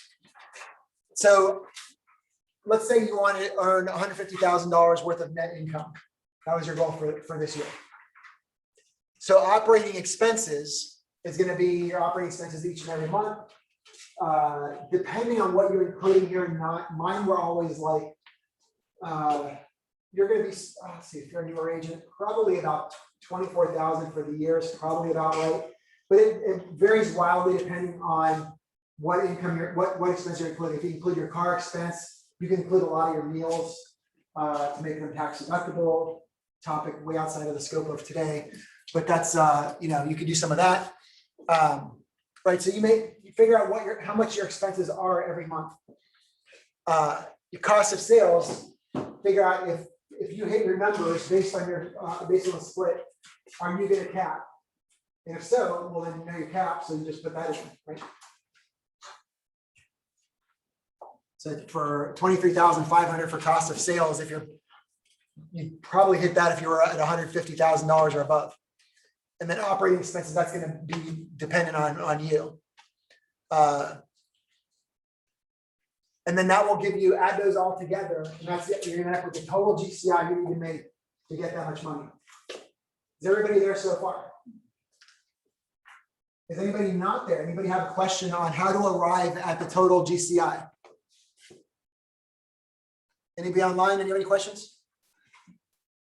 So as a buyer's agent, the cost of sales,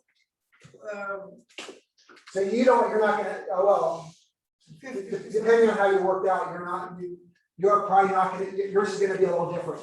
If you're a buyer's agent working on a team, you're not gonna have cost of sales that that's already factored in, yeah. Really, if you're on a team, your financial model is part of your team's model. So I would talk about this with the team, okay? But for anybody who's on a team, this is an exercise you do as part of the team. But for most of you guys out there, total GCI, you're gonna be a single agent, right? Average commission amount. Well, this is this starts to get very personal for you. If you don't already have a number, what's our average in the office? About $1 million, is that right? Yeah, if you allow me, can I share my computer real quick? Let me show the diagram that we have here. So bear with me, guys. I think this is really cool because you can definitely play with the numbers. So let me quickly. You guys see this? Okay. So it's again plug and play. If your total income is, let's say you want to do $250,000, 250,000, your expenses, let's say, and this is again going through the MREA model, the 40-30-30. Again, here in the state of California, because of the cost, it may be a little different, but if we were just to utilize the model here, just let's say, and we can manipulate and let's just go, you want to do 150,000 per se. Okay, so 150 as an example, right?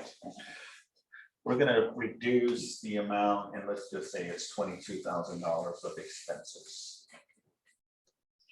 And the cost of sale, is that fair to say 850? I know that's going to be just our cap.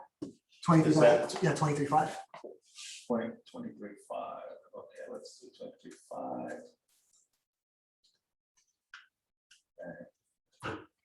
Total gross income, So there you go. That's, could be accurate in California. Your expenses may be How much is it? I can't see this.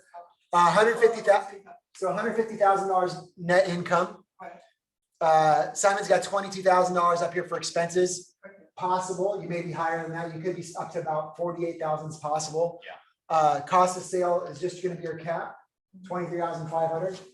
Meaning your total GCI that you need to make to pull in that 150 is about 195. So again, you need to figure this out for you, but this is what our little sample up here is.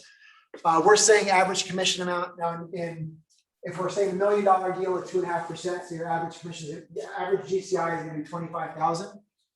So I'll put 25,000 here for average commission.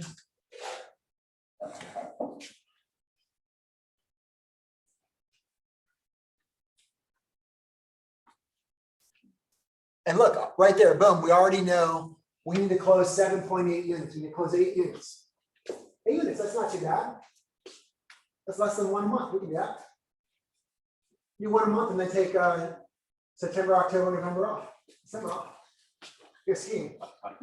No, you would it for next year. That's what the savings account. Just take one. some agents don't take any breaks. No. We work through the holidays. Yeah. I'll be working when I go. But this is a real cool Excel spreadsheet that you can just plug and play, add some numbers, and it kind of gives you a picture of what your business should look like. And then once you've got that, you want to figure out what percentage is going to be listings and what percent is going to be buyers. A great place to be is 50-50. If you're new, I mean, if it's your first year in real estate, it could be as high as 90-10 favor of buyers. You know, but this is for you to know. This is, you know, it's your business. But for our example here, we'll say 50-50, or we've got is. Yeah, I can switch it out. There's plenty of system. Yeah. So there we go. So 50-50. We've got 4. We need to sell 4 listings and 4 buyers for our mythical person here. Again, these are just sample numbers. Your numbers are going to be based on your business and what you're doing. And now here's where things get really interesting. If we need 4 listings and 4 buyers, let's just stay on the listing side now. The average conversion rate around the country is for every listing appointment, we get 75% of the listings. 3 out of 4 listing appointments lead to a listing. And then 70% of those listings get sold. That's a national average. Right? These are national numbers. You can already see why it's important to know your numbers, because your numbers will probably be, in fact, almost assuredly going to be different than that. In California in 2021, you're probably going to be like 90%. If you get the listing on the market, it's going to sell.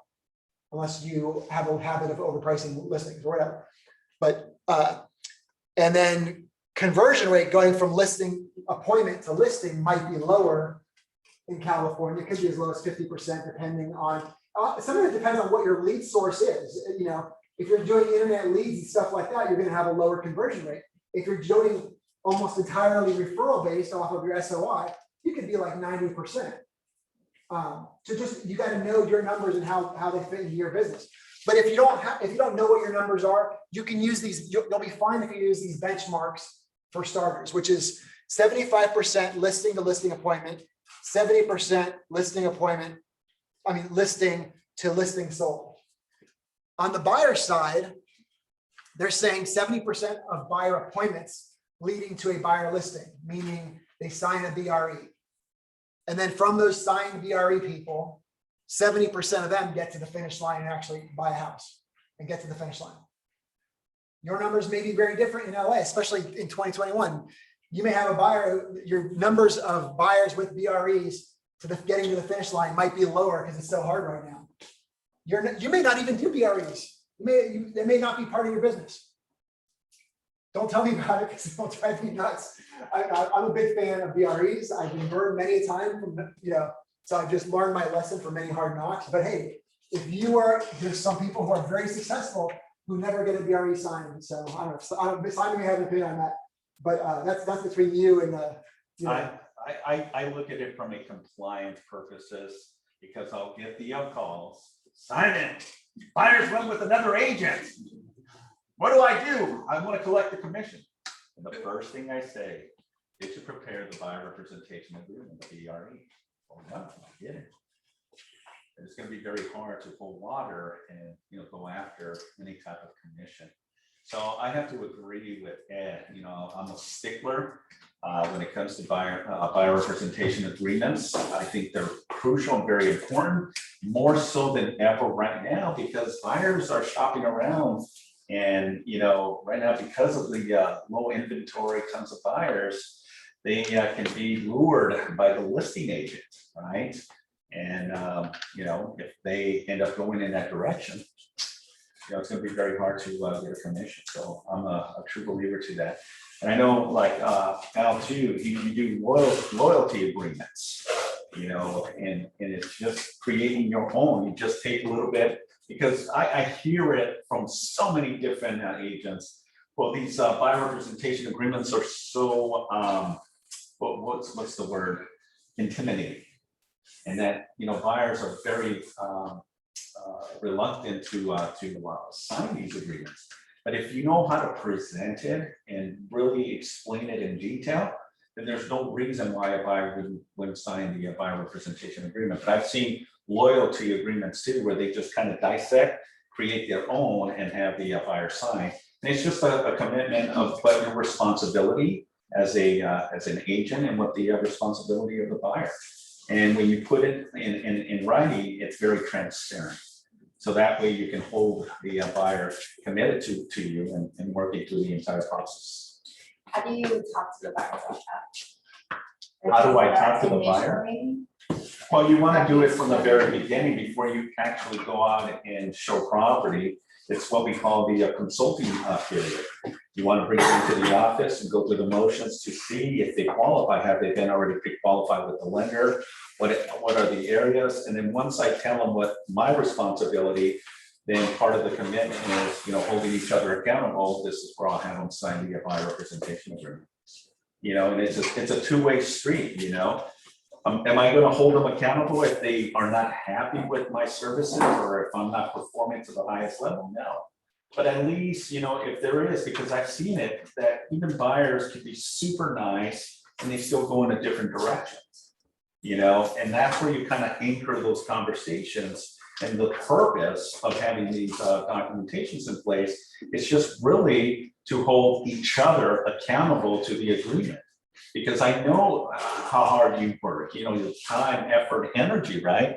Showing properties, sending offers, setting appointments, communicating with the listing agent, all that takes time and effort. And then for a buyer to just say, I'm leaving and submitted another offer with another agent, that's not a good feeling. That's not a good taste, and and some agents really get very emotional about it. It's like, how dare this buyer leave?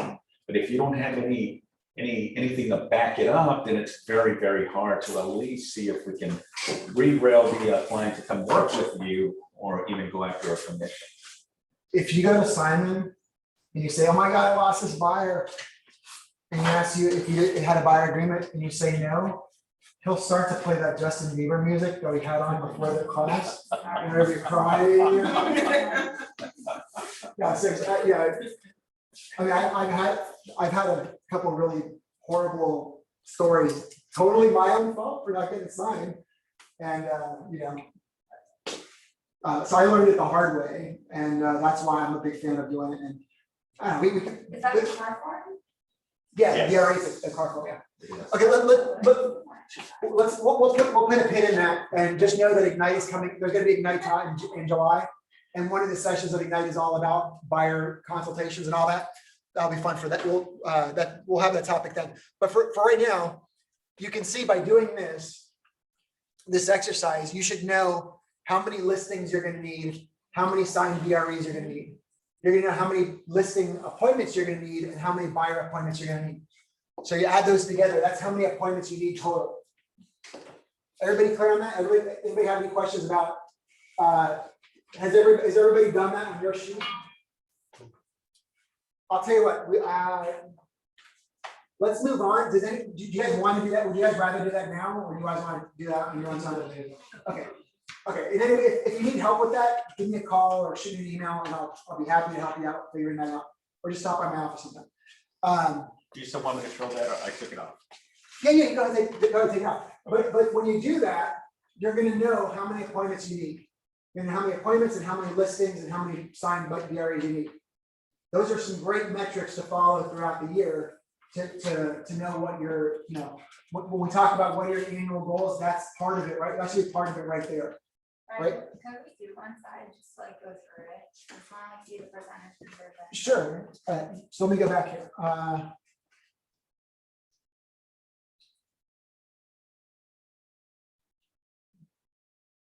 You just pick by yourself. Give me 1 second here.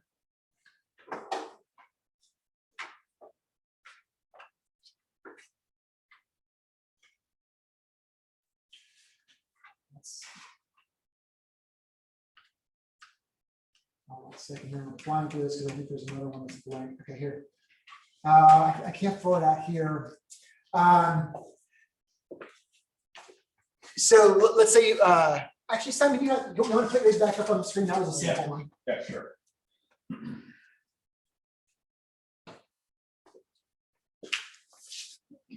It's going to look at the format's a little different, but this is the same thing that you could have on your sheet. We had an agent wanting to make $150,000 worth of income. Their expenses being $22,000. Yours might be slightly above that. Their cost of sale being $23,500 means they're going to need a total income of $195,500.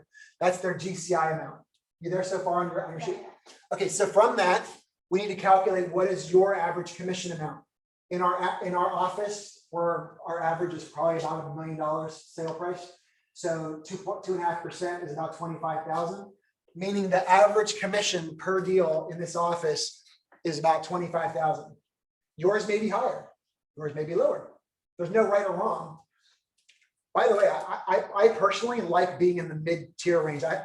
I feel like I would rather be there than in the super high end doing those properties. If you're only going to do a little bit of volume, I'd rather have more volume at a medium price range because you have more visibility, more control. I always felt like I had more control when I had more volume. We definitely don't need to go there. Okay, but when you divide that 195 by the 25,000, that's going to give you your total units sold. For our person here, that meant 7.8. So we will round up to 8. We're saying this person is going to do 50-50. So if I was this agent, I'm going to say, okay, I'm going to get half of them are going to be buyers and half sellers, meaning 4 listings, 4 buyers.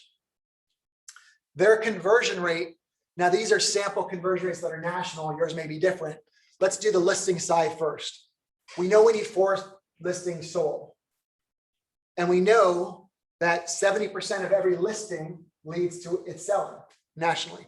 So I divide 4 by 70%, 40 divided by 0.7. And that gives me 5.6. And then to get those listings, 75% of listing appointments lead to a listing. So I would take that 5.6 divided by 75% is going to give you 7.4.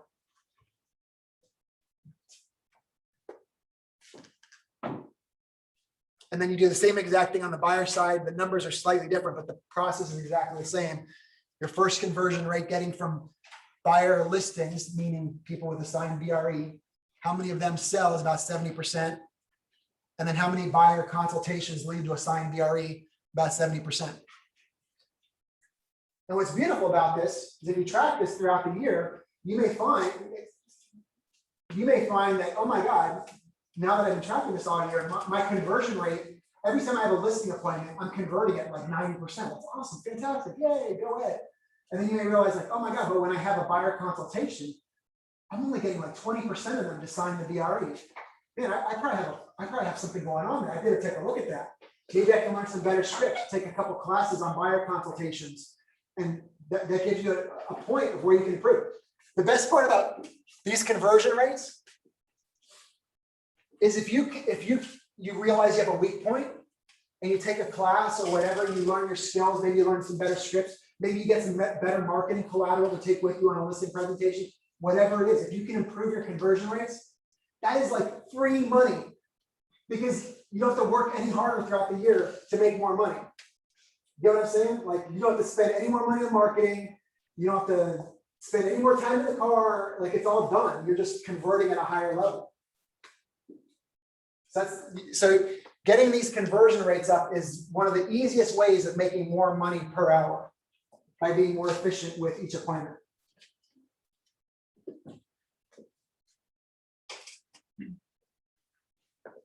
All right, shall we move on from here?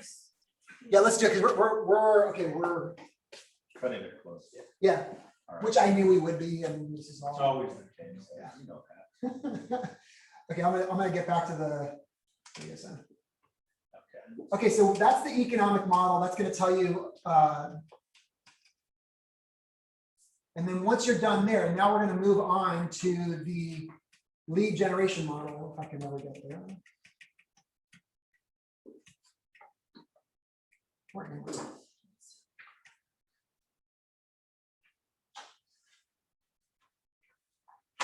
Hold on a second, guys.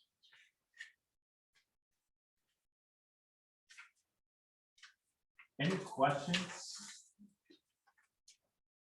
Thank you, that's all. Awesome. Okay, there we go. The lead generation model. Okay, there's some great stuff here. I gotta read this real quick. It's awesome material. Skip that. Skip.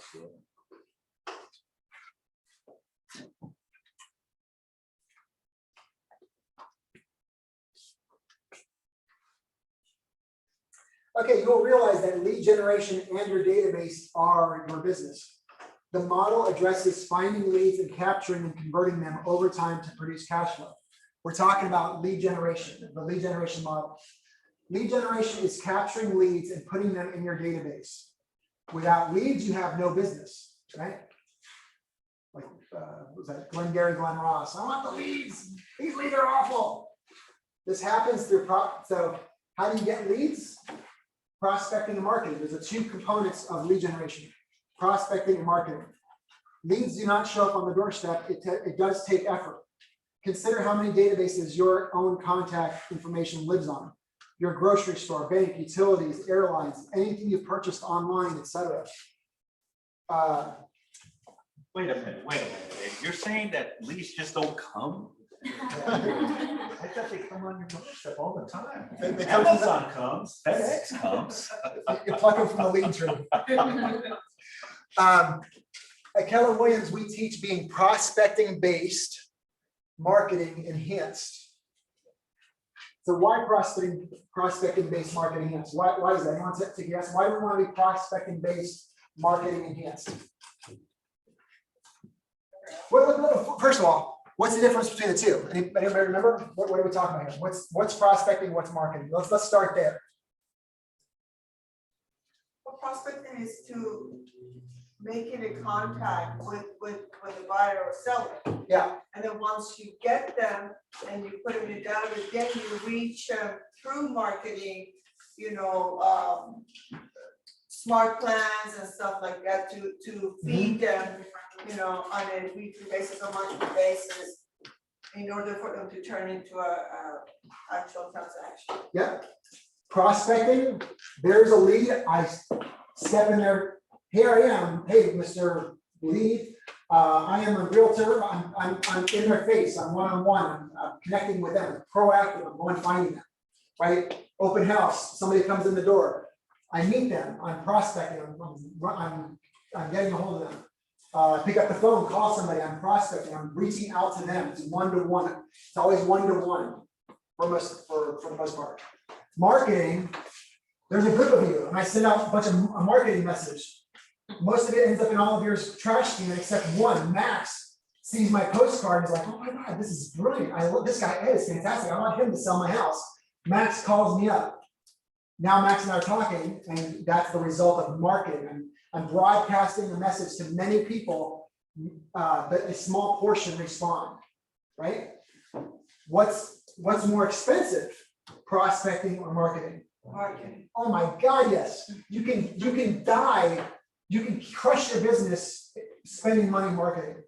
Many people have gone bankrupt chasing Zillow leads into infinity and beyond, right?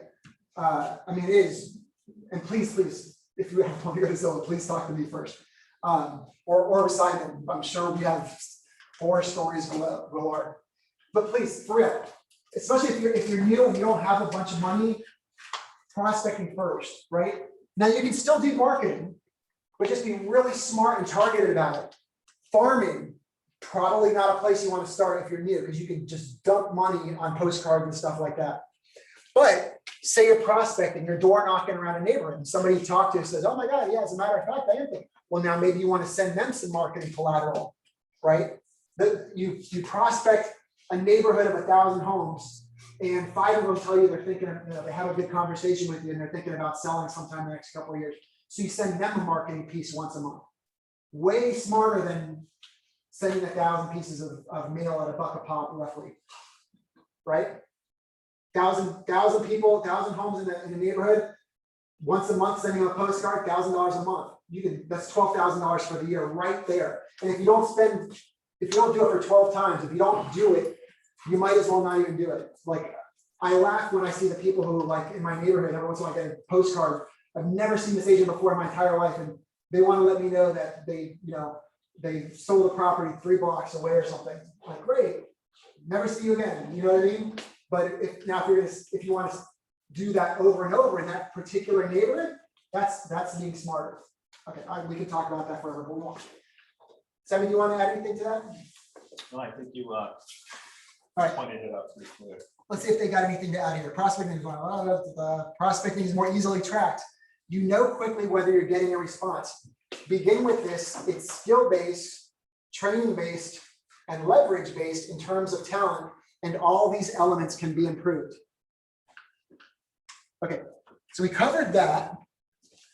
But as far as how does this fit into your business plan? So what are we talking about here? Oh, here's another part that's important to talk about.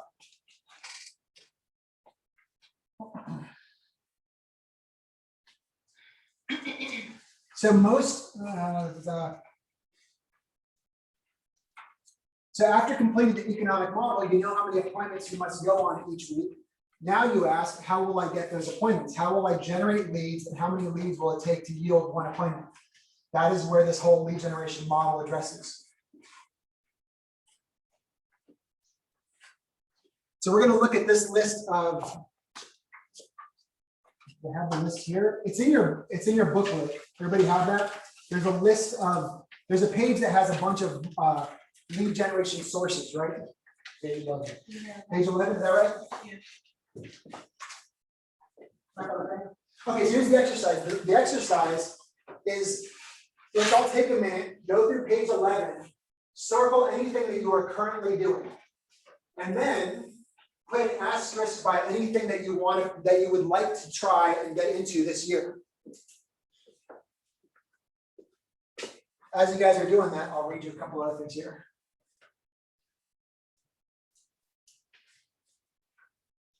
Many agents do spur of the moment, idea of the month prospecting and marketing, right? We just talked about that.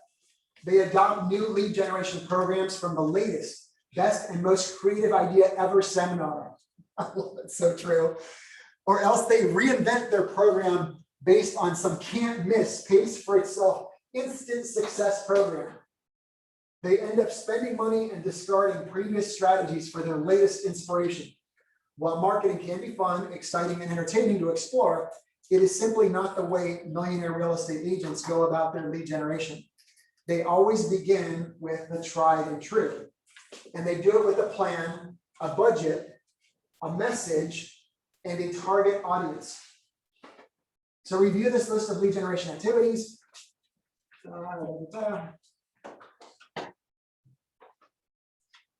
the way, some activities are prospecting and marketing. For example, open house. If you go door knocking before your open house, that is prospecting. During the open house, most people would consider that prospecting as well. If you're sending postcards at your open house, marketing, you get the drift.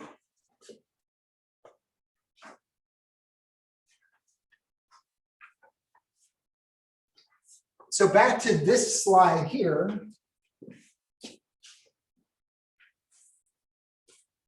So as you guys keep doing that, here's the rule of 4. This is updated annually by KW Research and shows the top 82% of business comes from only 4 sources. The top source generates the most. Narrow your choices for lead gen activities, and it's best to pick a few and master them.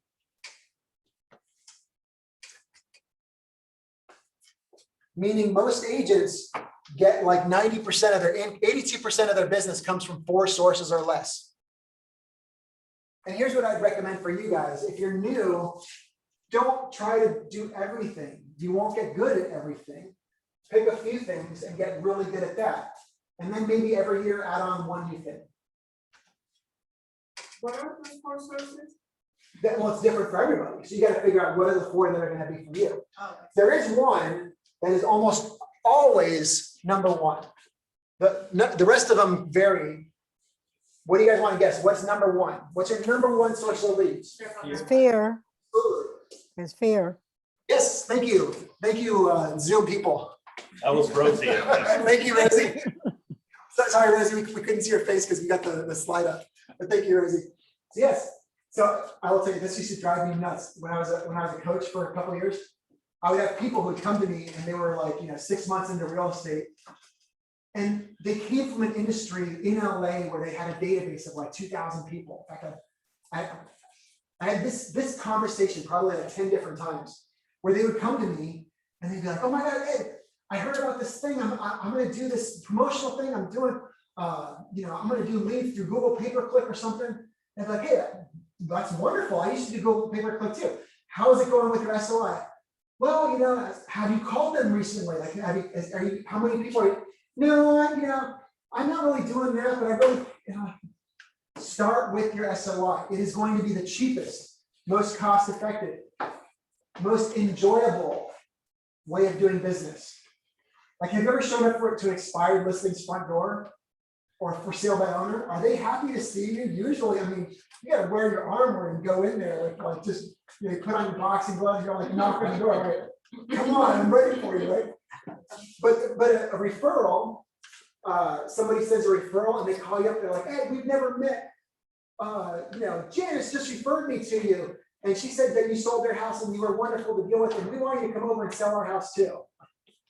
Oh, that is like the easiest, like just shove, and it's not always quite that easy, but it's usually much, much easier than, knocking on the expired door or something like that.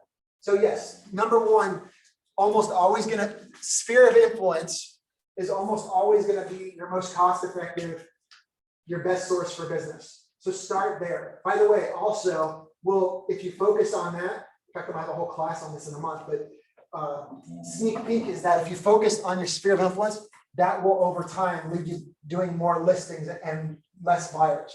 It will help accelerate your natural conversion throughout your career, going from buyers to sellers by focusing on your sphere of influence.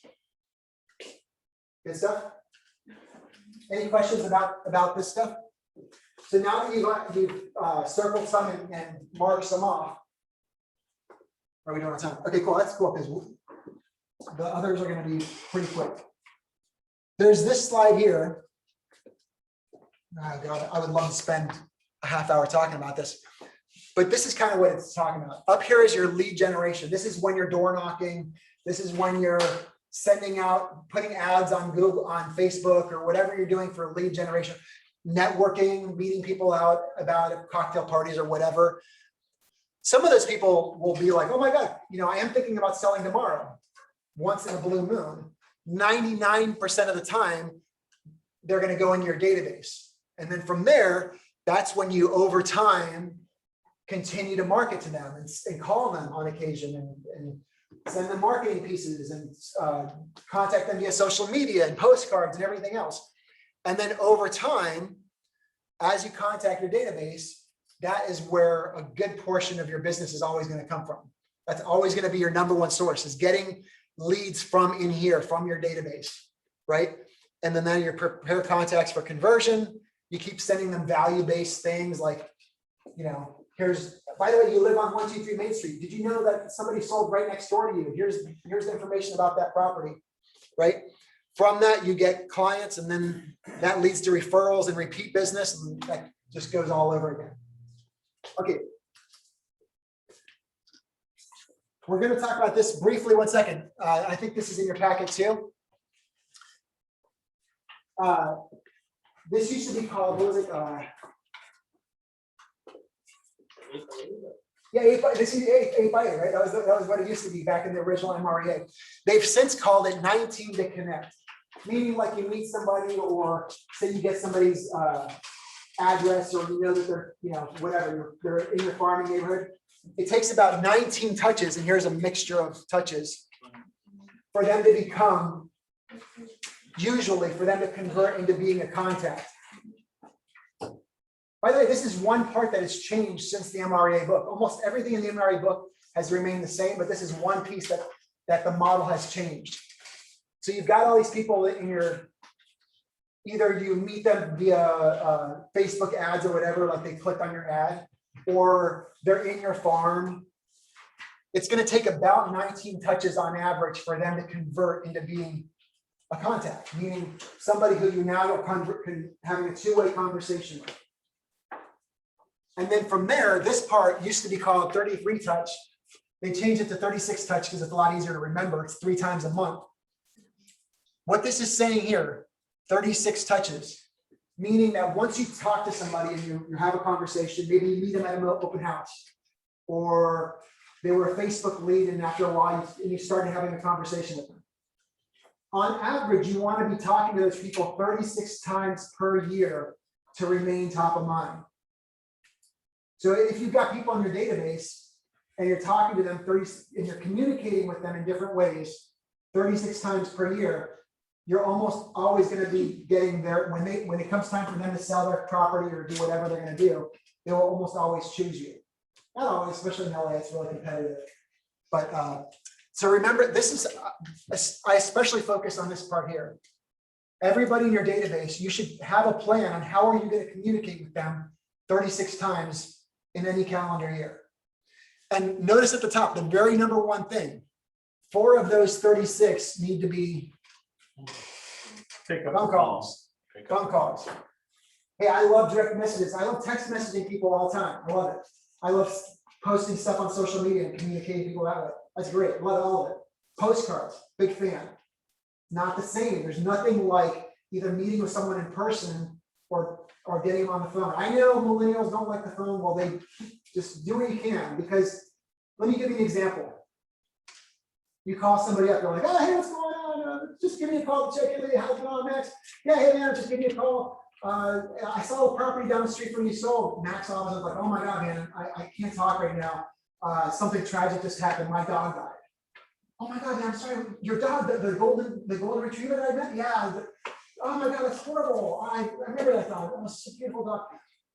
So what do? I send Max a little postcard or something, or maybe he tells me his mom died or whatever, you know, or he's going through a divorce, or he just got a job promotion. None of these things happen via text message or via postcard. And that is oddly the part that matters the most, is connecting with these people on a human level and having a real life connection, right? Yeah. What's the best way to talk to someone like real time if you haven't talked to them in forever? Oh my God, it has been so long. I have not called you forever. I was going through my database and your name popped up, and I was like, how did I possibly let it be 9 months since I called you? So tell me everything. What's going on? Well, I mean, you know what I'm saying? Like, but just be like, what you do. And we don't have that page in our book. Alexandra, if I may share, I think just like Ed was saying, it's top of mind. You know, sometimes we're going on 100 miles, right? But just like Ed was stating is, you know, hey, you know, you are top of mind. I know it's been a while. Just wanted to check in with you to see how you're doing. How's the family? And that opens up the dialogue and the conversation that leads to, you know, unfortunately good things and sometimes bad things. And then from there, you can kind of balance those conversations and then lead to eventually, hey, by the way, I'm still in real estate, depending again on the circumstances. But you always want to throw that, pillar that you're still doing real estate. Because top of mind again, if they, and it just happened to one of the agents, unfortunately, the mother had passed away. And she didn't know that, but because she was the top of mind, reached out, she may have the opportunity to list, the mom's home now. Even though it was a very tragic situation. All right, guys, we've covered 2 models. We have 2 to go in about 2 minutes. All right, so let's see if we can get this done. I'm not throwing it out. I'm doubling down. Okay, 36 touch. Have a plan and figure it out. Like literally write it out. This is how many phone calls I'm going to make. This is how many. And then how if part of your plan is sending out 12 postcards, what dates? How is it going to happen? They're not just going to go out on their own. Figure out what needs to happen for those postcards to go out, right? Okay, we're going to skip ahead to the budget model. And you guys are probably saying, oh, thank God, we're only going to cover the budget model for 1 minute. And you're probably right. So if you're tracking your money and whatnot, and have a P&L sheet, which many of you guys probably do not have, if you're like in most offices, less than half of agents even have a separate bank account. We'll cover that in a second. But if you were doing that and had a P&L sheet, there's a model of where your expenses should go. These are the percentages by, if this is your GCI, this is how much money typically is spent on cost of sales, expenses, and your net income. Even further, I know this looks all crazy and overwhelming, but if you're pulling in $150,000 of GCI, look down here. This is how much typically is spent on these expenses. Why am I saying this? Why is this important?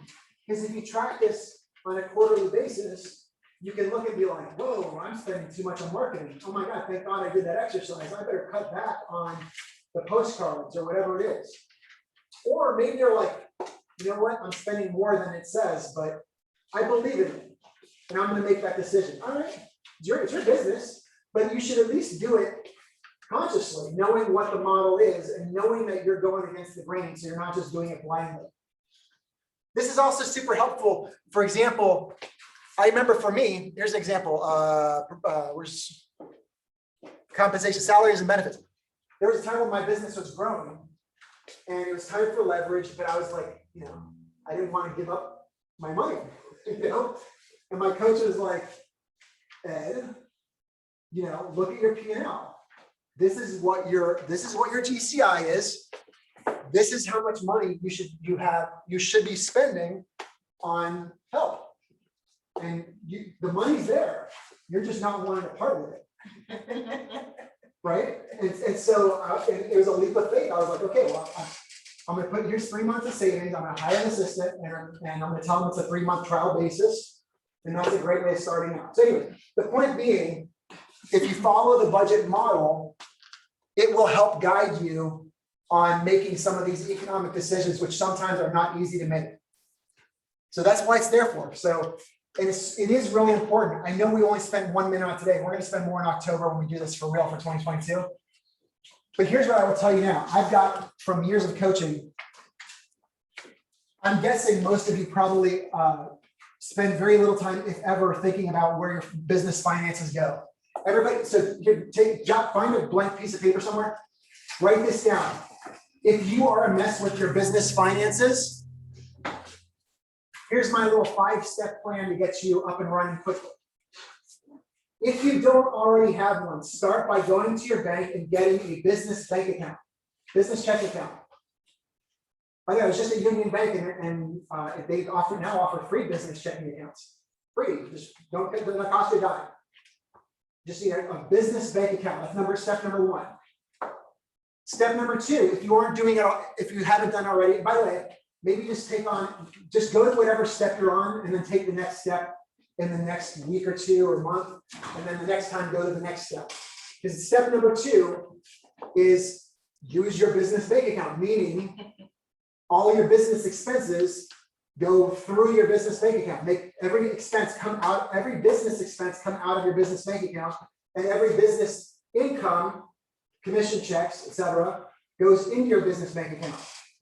That's step number 2. Use your account, use your new account. Everybody with me so far? Step number 3, you're ready for the next step. That's to get some business accounting software or hire somebody to do it for you, but get Quicken, QuickBooks, any of these can be used. Personally, I love QuickBooks a lot, but there's other ones out there. There's even some free ones that I don't know much about, but I know there's free ones out there that you can use.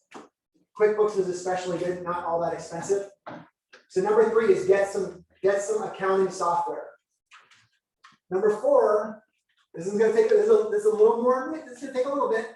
Spend a couple of hours setting up the business expenses categories to match up with the MREA. If you go to kellerinc.com, I'll put it in the chat bar for those of you guys. So kellerinc.com. And go to books, no, resources, right? Resources, millionaire real estate agent, chart of accounts. Chart of accounts. That will tell you how to organize all of your expenses. So it's going to take you a couple hours, but the good news is you only have to do it once. You just set up all the categories to match the categories so that it's all really easy. Step 5 is all your expenses, start putting them in the category that they respond to, that they belong in. Note that there's no miscellaneous category. Everything has a home. So find a home for it, put it in its category. And once you do that, then you can have beautiful P&L sheets. Then it's just like 2 clicks and it gives you a P&L sheet. And then once you get that, now you're on track. And then from then on, you can always go in there and see. You can break it down by, and you can see what percentage you're spending in what category, and that's where you'll really get the insight. Is that cool? Yeah. Okay, oh man, we're over by 3 minutes. Okay, one more thing really quick. We're going to talk really quickly about leverage, the organizational model. We talked partly when to hire somebody is when the budget tells you you can afford to hire somebody. That's part of making that decision.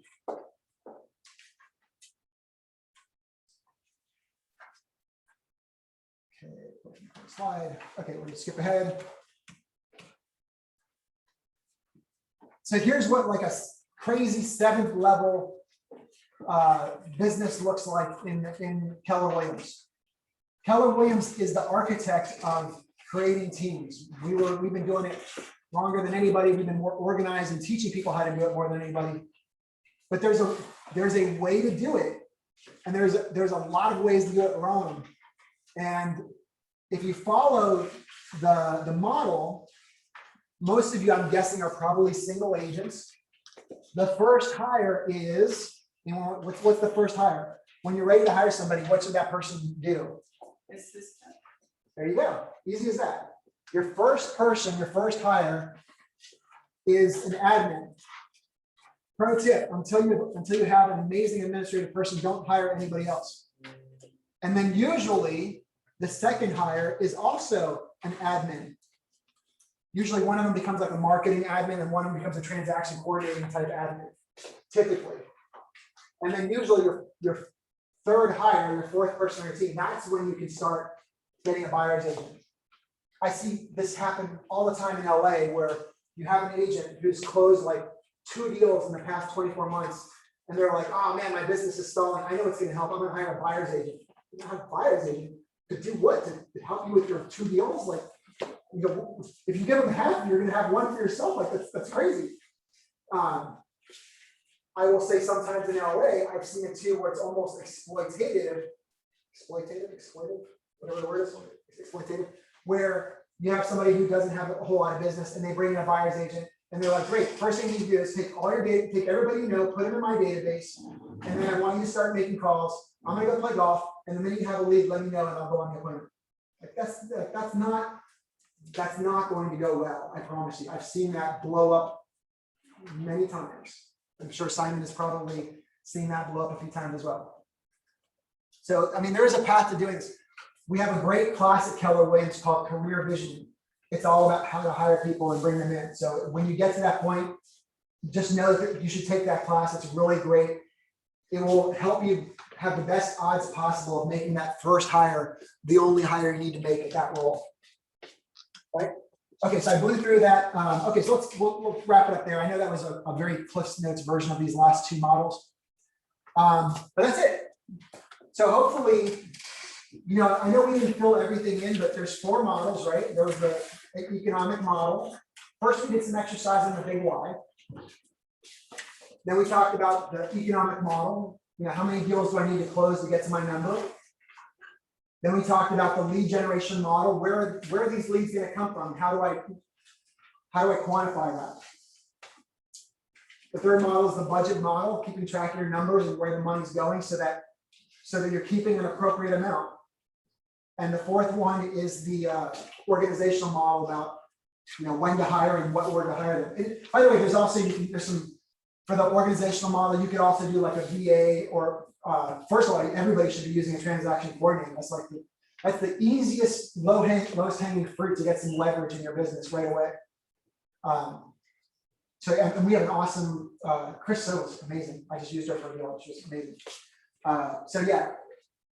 Okay, so we'll wrap it up there. Simon, do you want to add anything, or should we open up to questions and ahas? Just to kind of recap one of the ideal, and this what took me forever is, you know, different platforms for organizing your P&Ls. You know, and I mentioned like Quicken or QuickBooks. For me, it's the same thing. I have QuickBooks. Now, I don't know the dynamics to it, but I have someone that does my books. So on a monthly basis, he'll reconcile my QuickBooks. So that way, when I actually see it, I say, okay, I can kind of gauge. It's like an instrument panel on a plane. You know, if you don't understand the dynamics of it, you know, this is the reason you go to training. But once you gauge it and understand it, it makes sense. Then you can see what's coming in and what's going out. What are your expenses? What are your conversions? What are your percentage? And that's why you hire the right people for it. And it took me a long time because everything I was just trying to keep myself. I got to do this. You know what? When you get to a certain level and you're, you know, have different roles, different responsibilities, you cannot do it all by yourself. This is the power of leverage, delegating, and letting the right people do the things that they enjoy. Maybe something that we don't like to do, but someone is willing to do it and delegate it. And it's more cost effective because, again, at the end of the picture, it's your time, right? It's really your time. So, you know, good point, and I love it. All right, good stuff. Good stuff. Any questions? It's time for questions and ahas. Yes. As a buyer's agent, I don't like the contract because to me it really limits you. But when you sell, which is fine, you know, whatever it is, the split. But when it comes to listings, I mean, there's too many limitations that they put on you when you go on under the contract, which it doesn't fit with me. So I like to be buyer's agent, but I don't want to do. I want to do half of it, not the other half, because I don't like limitations. I want, if I make calls and I make connection with the client on the listing, I want to be just as involved as the team leader. Does it work that way or no? I'm not sure I understand the question exactly. Well, the question is, I mean, being on a team is excellent. Yeah. You know, it has a lot of benefits, but also it's also limitations.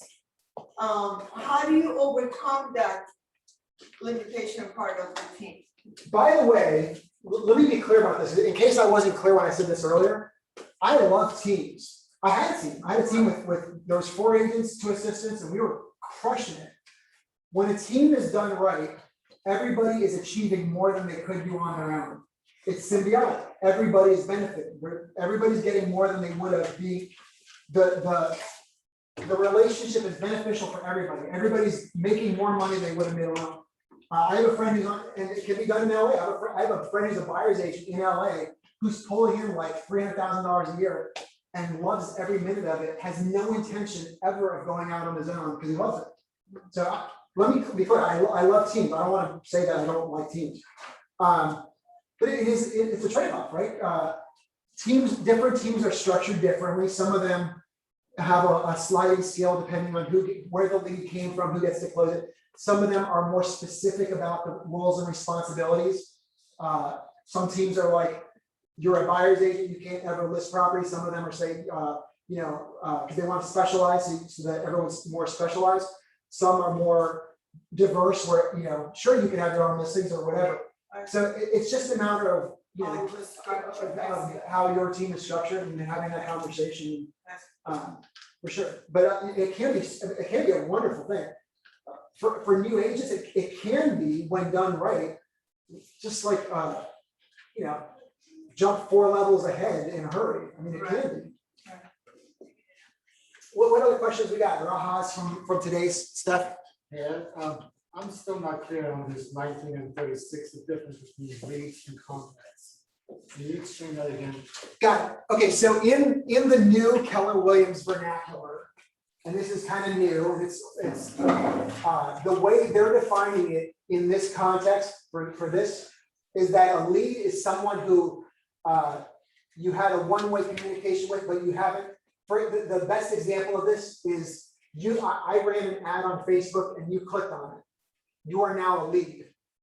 I haven't been able to contact you yet. You're a lead because you've expressed interest in buying, but we don't have a two-way communication yet. If I ran into you on the street, you'd have no idea who I am. Even if I told you who I was, you still might not know who I am, right? But once I send you some marketing material, I start emailing you back and forth, and then let's say we have a conversation, now you're a contact. Now you're somebody that I have, you've given me permission to communicate with you back and forth. The question is, if you are a lead, if you have a lead, that lead, you have to touch it 19 times to become a contact? That's what they're saying. That's what they recommend, that you have a plan to contact them 19 times before you give up on it. That's what they're saying there. They have a plan to contact them 19 times. It's not 19 phone calls in the same day. It's definitely not a contact. Because I mean, there are people, there are some agents, we're a crazy bunch, right? I mean, there's people who knock on their door 19 times. That's what I'm really don't have enough leads. But yeah, in general, you want to have some form of mixture of calls, emails, texts, whatever, spread out over some time before you ever give up on them. Okay. That's what the point of that is. And then the other point is that eventually when you do make a contact, they recommend, we kind of skip through it. There's a step in the middle where they consider it like one key moment where you solidify the relationship. To me, I love books, I love reading, I love writing. So for me, I love giving out books. It's my thing. It's what I love doing. When I meet an investor, I love giving a copy of the MREI book. For agents, I love giving an MREA or perhaps The Go-Giver, a couple other books I love. That's my thing. That's I give them a little gift. So you make something like that, right? It's pretty common to solidify that, and now they become in your contact with the 36 touch point. Was this helpful? Did everybody feel like they got like a plan for the second half of the year? Yes. Any questions from all you guys on the Zoom?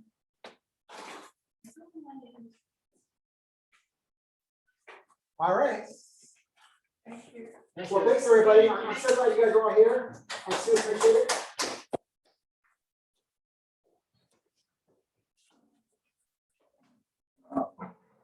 Bye, everybody. Bye. Thank you. Thank you.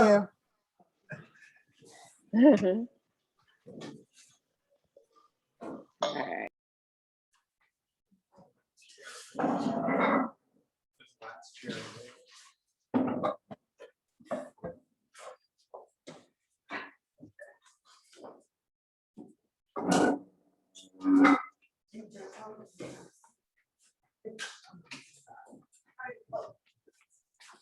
It's funny, I don't have